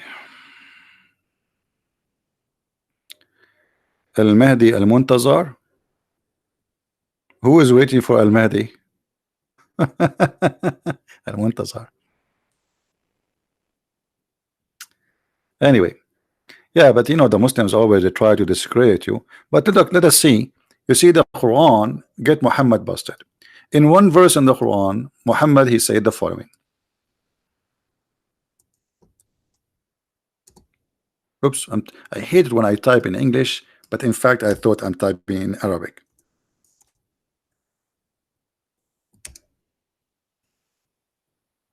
Error. This website is a website of error. All right. Hey, brother. If you want to attend the prophet in a private consultation, pay him in the front, so he will purify you.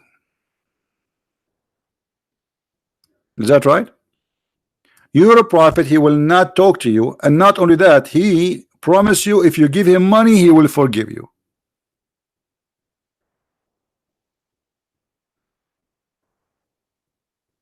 Is that right? What about this? Your prophet is asking the Muslims to give him a loan, and he claimed that this loan is for Allah. And you give Allah a loan, Allah forgive your sin. I don't promise anyone to forgive their sin. You buy my books, you watch my videos. I am no one. I forgive no sin for anyone. Me myself, I'm a sinner. If you lend into Allah a goodly loan, He will double for you and He will forgive you. This is your God. Okay, who is the one who collect the loan? Prophet Muhammad. Right? And look what you did. Here we go. See, look what you did. You see, Mahdi, what you did? Look, people are making donation now. Unbelievable. Why you did that, Mahdi? Why you did that to yourself? Okay, look what people are doing. Thank you, Mahdi. Because if you know they are anyone who gave me money now, Allah will double your reward for you and will forgive you. How in the world, if I pay God money, He will forgive me? What can I can bribe God? You can bribe God? How you can do that? So you are saying give him money, Allah double for you and forgive you. So what I need more? Just give some money and that's it. You are forgiven. You go to heaven. Allah can be bribed. My God, you cannot bribe my God. Your God will bless you, inshallah. Look how funny you are. You just said Allah, inshallah, if Allah will. But Allah, He said He will not. Do you want to show you? Do you want to show you that Allah will not bless you? Why you don't call me and I will show you in front of everybody that Allah will not bless any Muslim? What do you think? If Allah cannot even forgive the sin of Muhammad, look at this.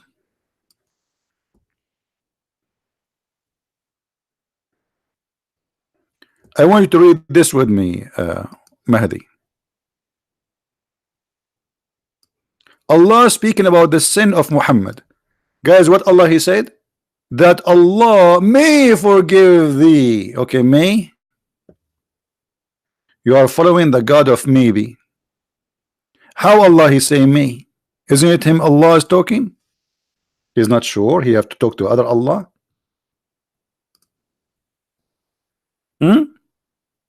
Allah says to Muhammad that Allah maybe forgive your sin. Maybe. What is that? This is the same as the science of the Muhammad, and they say maybe this is about science. Don't tell me show me tafsir. You show me tafsir. You are a Shia. You Shia, you don't have tafsir. You have shish kebab. Anyway, show me tafsir. It says maybe. Does it say maybe? ليغفر لك الله ما تقدم من ذنبك وما تأخر. And what kind of God? He forgive the past sin and the one to come. Look, the Muslims, they lie and they say that in certain time the church used to give papers to forgive sin. It's you who do that for the sake of money. We showed you the verse before it, and now we are showing you the verse where it says that Allah maybe will forgive your sin in the past and to come. How you do that? Hey, Robbie, greeting from Croatia. My friend, I want to come to Croatia. Really, contact me in Skype.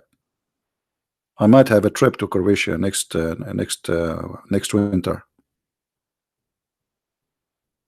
Don't worry, I'm not going to stay in your home. I just will eat your food, okay? Thank you, my friend. Thank you, all those who make donations. Thank you. God bless.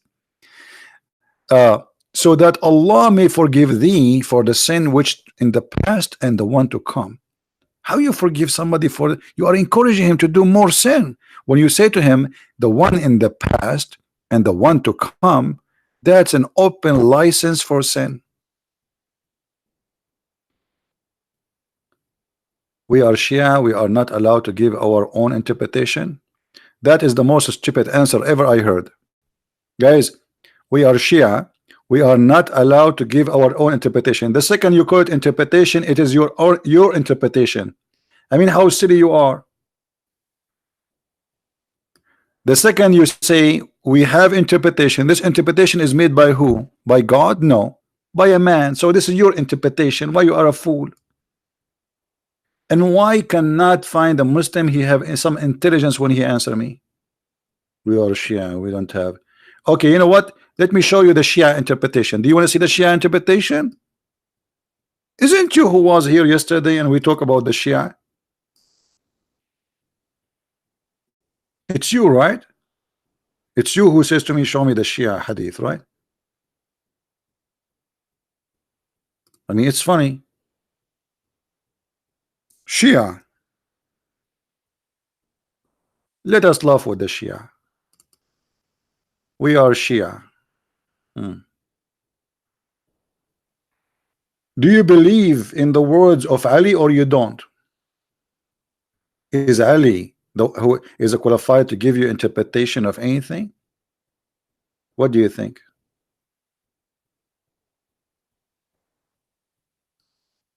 Who is the one who says it's okay to drink the piss of the Imam and even to drink their blood and to eat their poop, and the one who eat it, Allah forbid him from entering hellfire? Are you there, Mahdi? Who is the one who said that?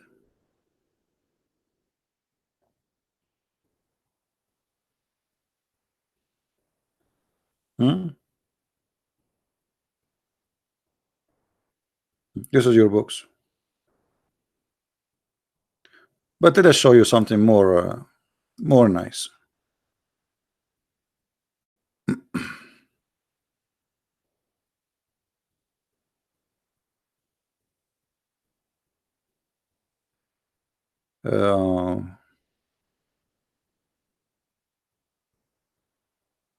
One of the names of Allah is Is that true? Mahdi, are you there? Is it true that one of the name of Allah is You said we Shia, we don't give our own interpretation. I want to ask you, where you get this from? That one of the names of Allah is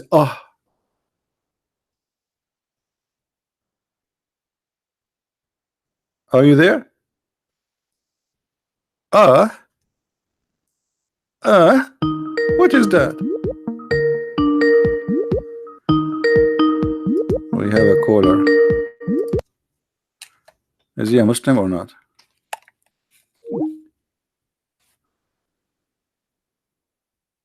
A Muslim Abdul want to call you and debate you, and he said he will lose. Okay, this guy, he have a Muslim Abdul wanna call me. Okay.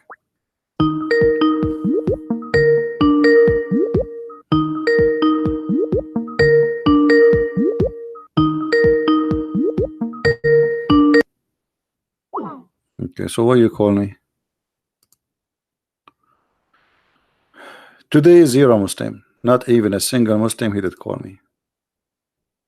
Not even one. So are you there, Mahdi? How Allah name became Where your Imam brought this from? It sounds like, I don't know, somebody doing something wrong with this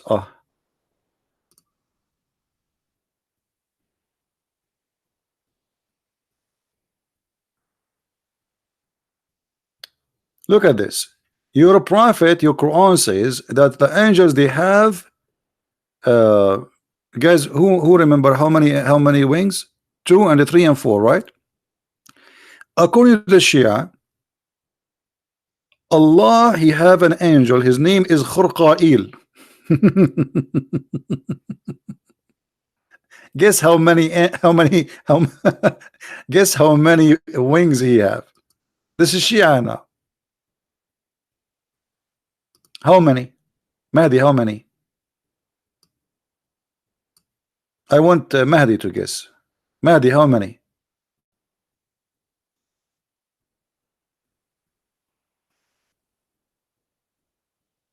Are you there, Mahdi?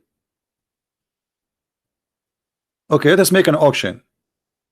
Somebody says 600. More. 900. No more. 1,000. More.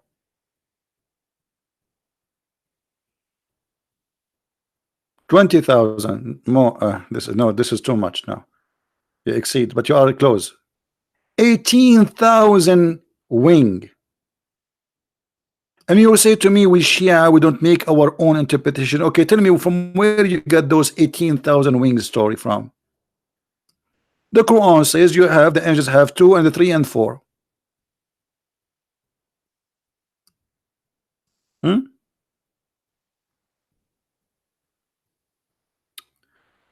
Let us see this. The distance between the pillars of the throne of Allah, one and the other, is the same distance by flying of a bird in the distance of 1,000 years. By the way, this is still small. I mean, what is and the throne of Allah is covered every day by 70,000 color from light, and nobody can look at it from any of the creation of Allah.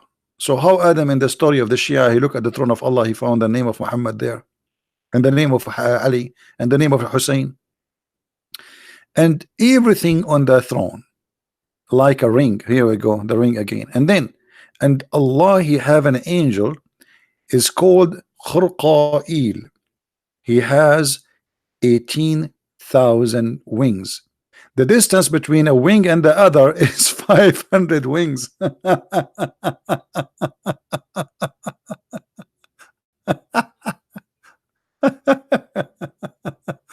And then, brothers, and then Allah, he increased the size and the number of the wings more. So he made some angels they have, and then Allah, the same angel, Allah, he gave him extra 36,000 wing. Me. And then this angel, he flied for 20,000 years. And he was flying for 2,000 years, and he did not even pass the pillar of the throne number 4. So Allah, he gave him extra power for his wings. Look like Allah, he was making an experiment to see how far he can go, and he noticed that he cannot go farther, so he gave him more wings. It's a good, they do that in Mercedes-Benz.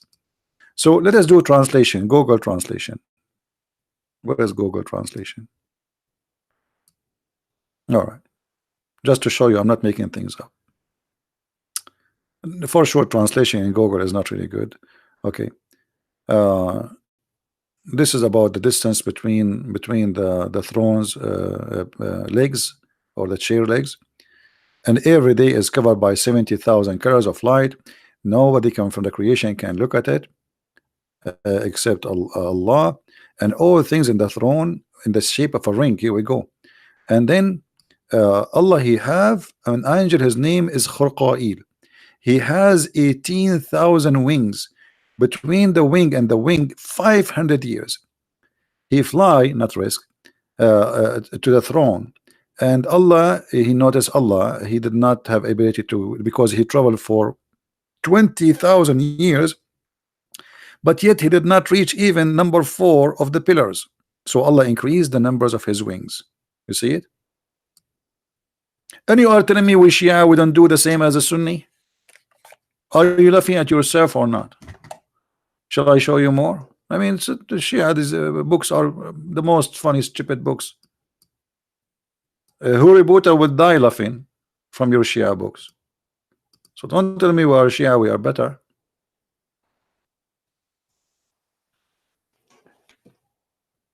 Shia don't have a breastfeeding for adult. Okay, you have something even more horrible. You rent your daughter for sex. It is legal in Islam. If your daughter, she want to rent her private part to the neighbor and get paid $5, you cannot even say no. Is that true or I'm lying? Your daughter, she go in the elevator, a guy, he see her, he say to her, how much you charge me for your private part? $10? She say no, 12. Because your daughter, she is like not conservative, you know, she don't accept anything. She is very tough. So she said, no, $12. You know, the guy I did before yesterday, he gave me even 15. But because today I don't look good, I don't have enough makeup, so I will take $12 from you. So don't tell me that you are better. Don't you do mut'a in daily base in the Shia? So supposedly the Shia are better. They don't do breastfeeding for adult, but what they do more. They rent. Let me show you. This is your Shia website. Give me a second.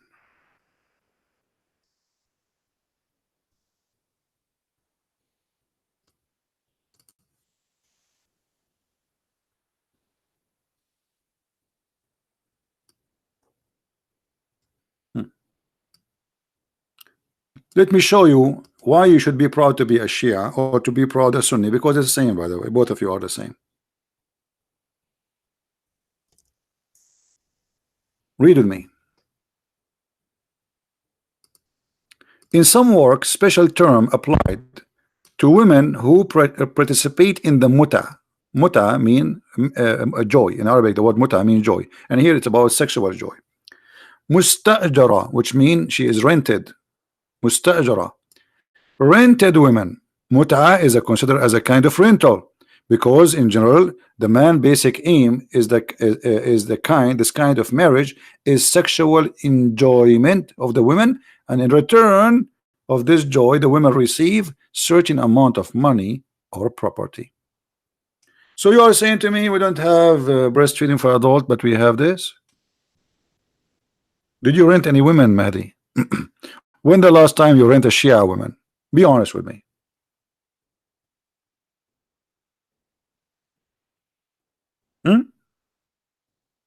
When the last time you rented a woman according to Allah teaching? And what kind of God this God is saying to a woman you can rent your private part in the elevator?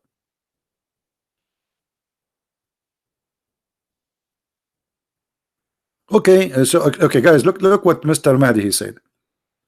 Guys, look at this. This is Mr. Mahdi saying, we do not deny, we Shia do not deny muta. It is Sunni that ashamed.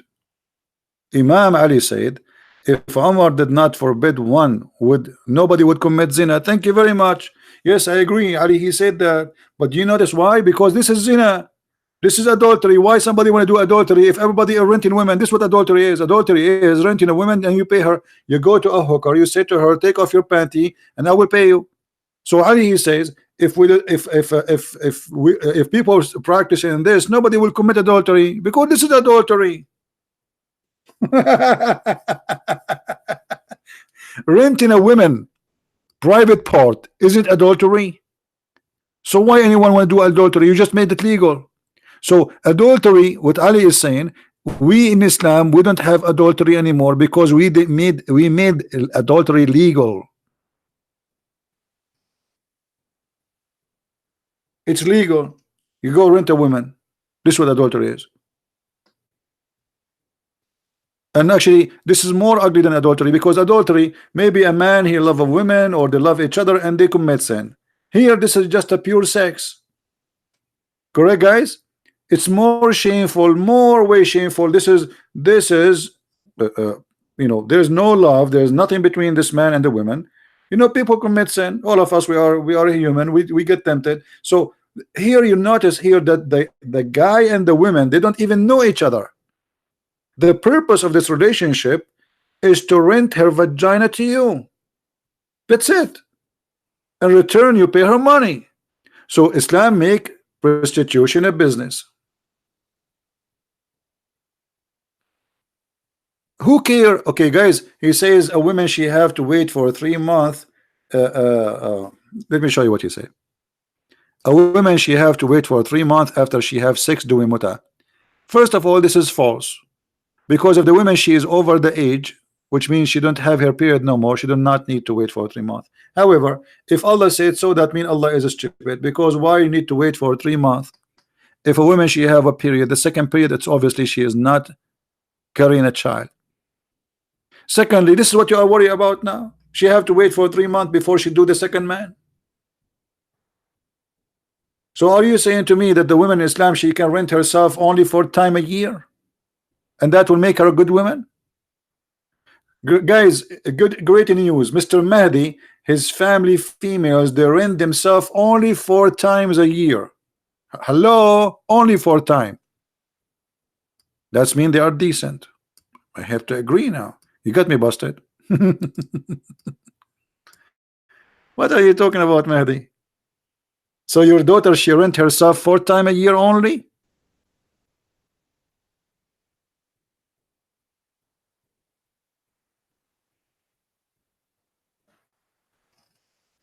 What a cult.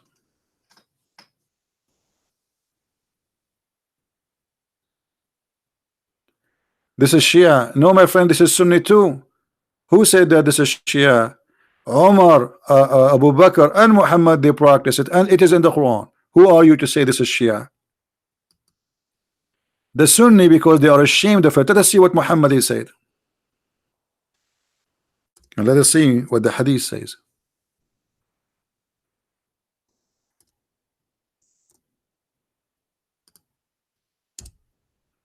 Read carefully. This is Sahih Muslim. This is Sunni now. It says, we practice muta during the lifetime of the Holy Prophet and during the lifetime of Abu Bakr and the lifetime of Umar. So who is the one who forbid it? Muhammad? No.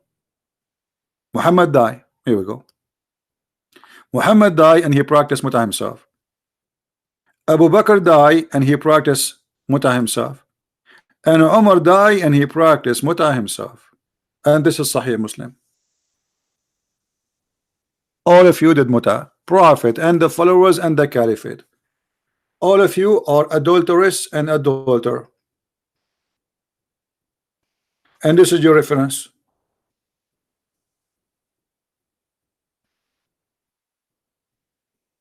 It says temporary marriage. This is the new name you give it. In Arabic, it doesn't say anything about temporary marriage. It says muta. Where in Arabic? Here we go. This is the hadith where it says temporary marriage. This is your false translation. You Muslims, you call it marriage. This is the hadith in Arabic, and your name is Walid, so you should speak Arabic. استمتعنا على عهد رسول الله صلى الله عليه وسلم وأبو بكر وعمر. Where is the marriage there? There is no marriage. False translation.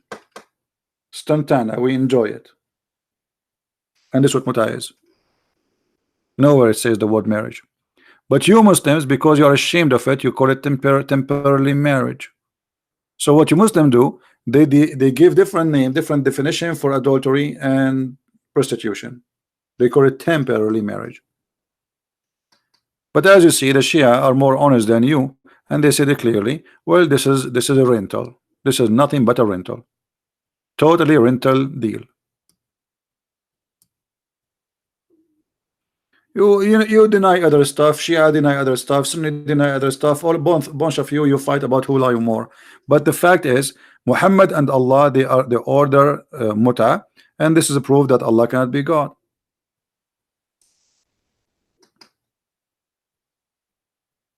Sure, and the Sunni, by the way, now they have, get my book, Sex on Allah.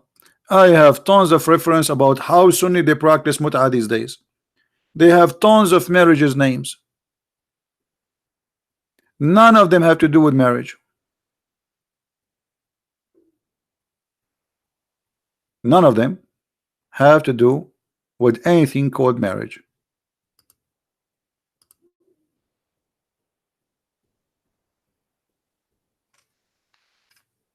And by the way, sex and Allah became extremely popular between the Muslims.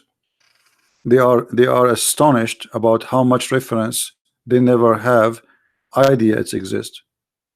And I challenge any Muslim cleric or a scholar to say I'm lying. All your religion is about sex, from the A to the Z.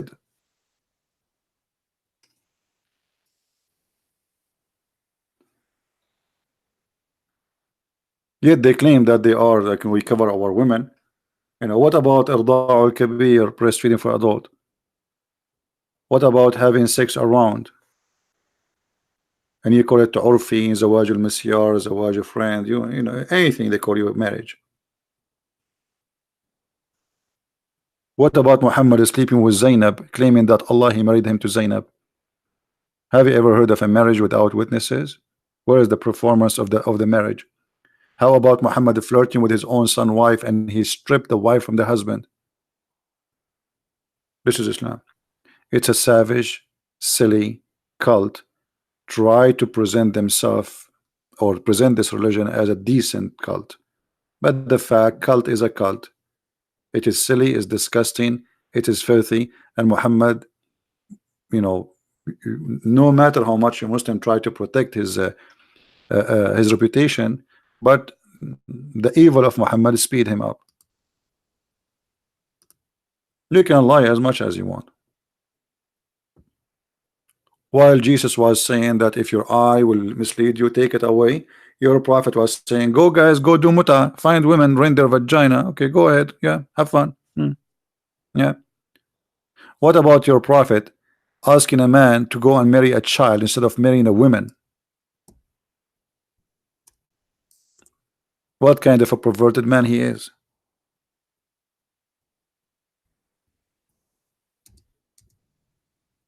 A man married to a woman, she is widow, maybe. Muhammad, he don't like that. He encouraged him to get rid of his wife, and he is seducing him to get a virgin, a child. Why you don't get a young girl, child, huh? So she can amuse you, you can play with her. So he want him, he is making the man hate his wife, who he like very much, and get rid of her and get a child. And then the guy, he says to him, I cannot marry a child because my brother, he died and he left for me many children, so I cannot have one more child. Have you ever heard of a prophet like this?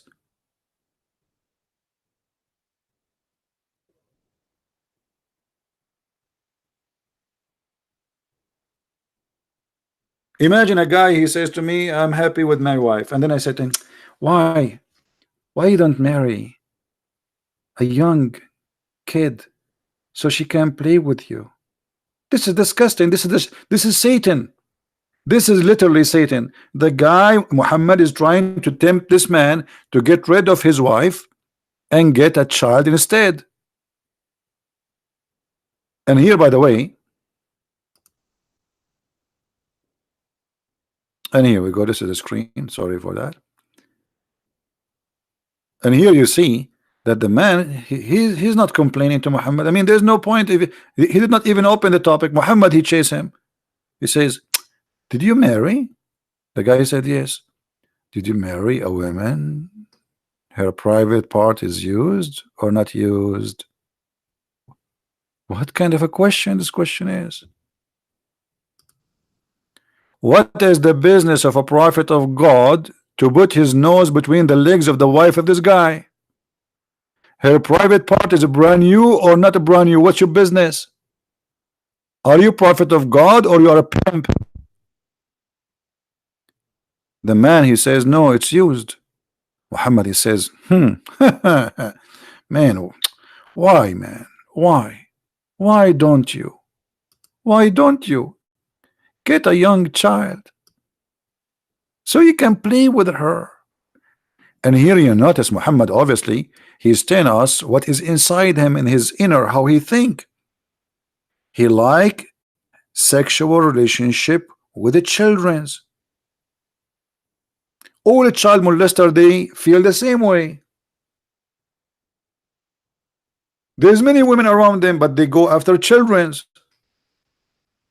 because for them, because they are sick, they have a special joy feel toward the child. And Muhammad here is showing us how sick he is inside him, to the point he is advising his followers not to marry women who they are growing up. Go after children. And what is the wisdom of that? To play with her. Do you see the wisdom? To play with her.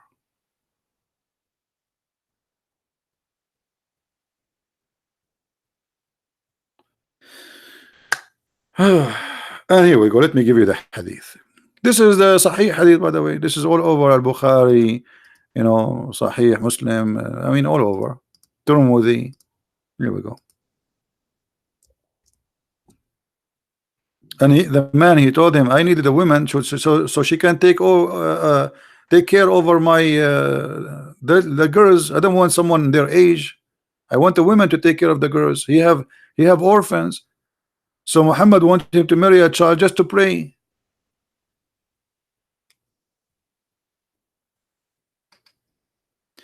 Anyway, guys, I think we have enough for today. I want to say thank you for all those who support us, and I hope that's you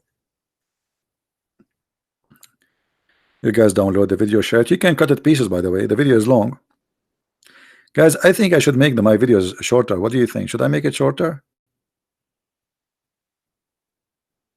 Should I make it shorter? Because I think shorter, we can get more viewers. People maybe don't have time to watch a video for 2 hours. So maybe I should make more videos shorter. And in the same time, you guys, if I have a video which is long, you can cut it and repost it again. Like make a copy. Like now, we mentioned this topic at the end.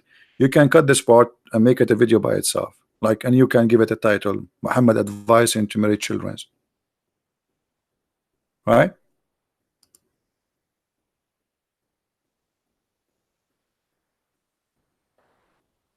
Don't you thank me because of me many donations, Mehdi? Not because of you. That's because of the good of them. You see, you cannot deny that the Christians, they have a good in their heart. So you mentioned that whatever you mention, and then the Christian remember that, okay, here we go. Let us show him that, you know, we are like, actually we are not even doing our what we should do. So it's not you, it's their good. It's their good move them to help. It's not you, my friend.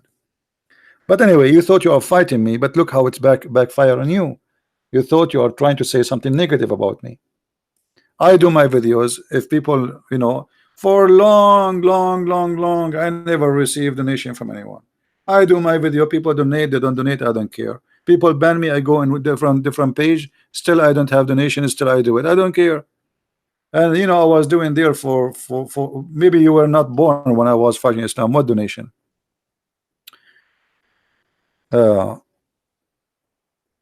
is something very important, that there is some people that try to discredit you and they fabricate lies about you.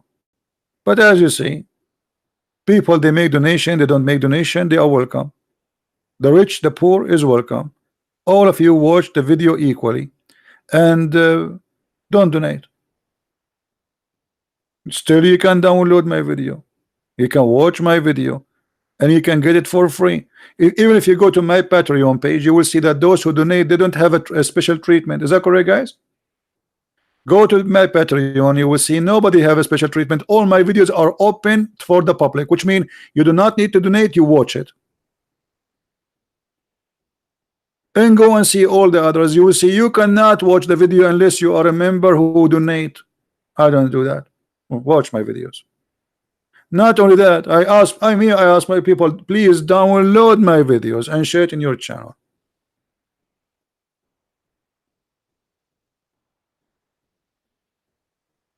Right? So my friend, the Lord is our provider, and we do what we need to do because this is the right thing to do. And whatever the Lord He sent, thank you, Lord, for whatever you send. The Messiah, he said, look at the birds. They are not worried about tomorrow. I never worry about tomorrow. The Lord is my provider. This guy is calling me again.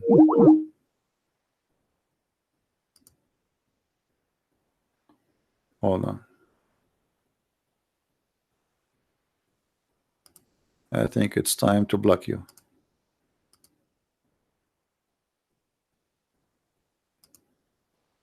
So in Islam, we showed you the verses where it says if you give Allah a loan, a mortgage, Allah forgive your sin. In Christianity, nobody can bribe God. Nobody. That's your God, not mine.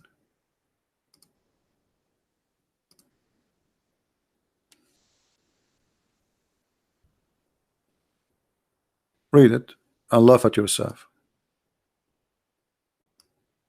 Your God, he need a loan. Jesus, he spent his life doing miracles which nobody can do, and one of them is enough to make him the most rich person ever in history, bringing people from death. How many kings they are willing to give their kingdoms to go back to life? How many people they are willing to give everything they have so they can see again? How many people they are willing to give everything they have so they can walk again? He never received a penny from anyone. He never have a slave. He never owned a donkey.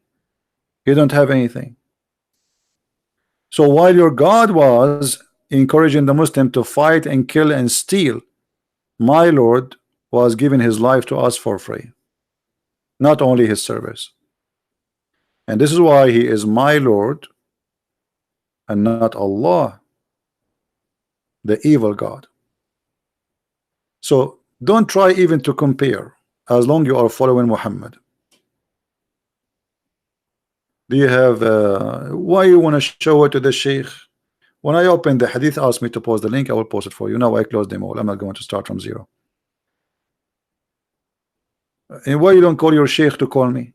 Bring your Sheikh to call me. What's wrong with you? You sit and watch. Let us see what Sheikh would do. Where is the Shia? Where is Imam Tawhidi? Imam Tawhidi. What a funny Imam. Anyway, guys, I want to say thank you for being here, and may the Lord bless you all.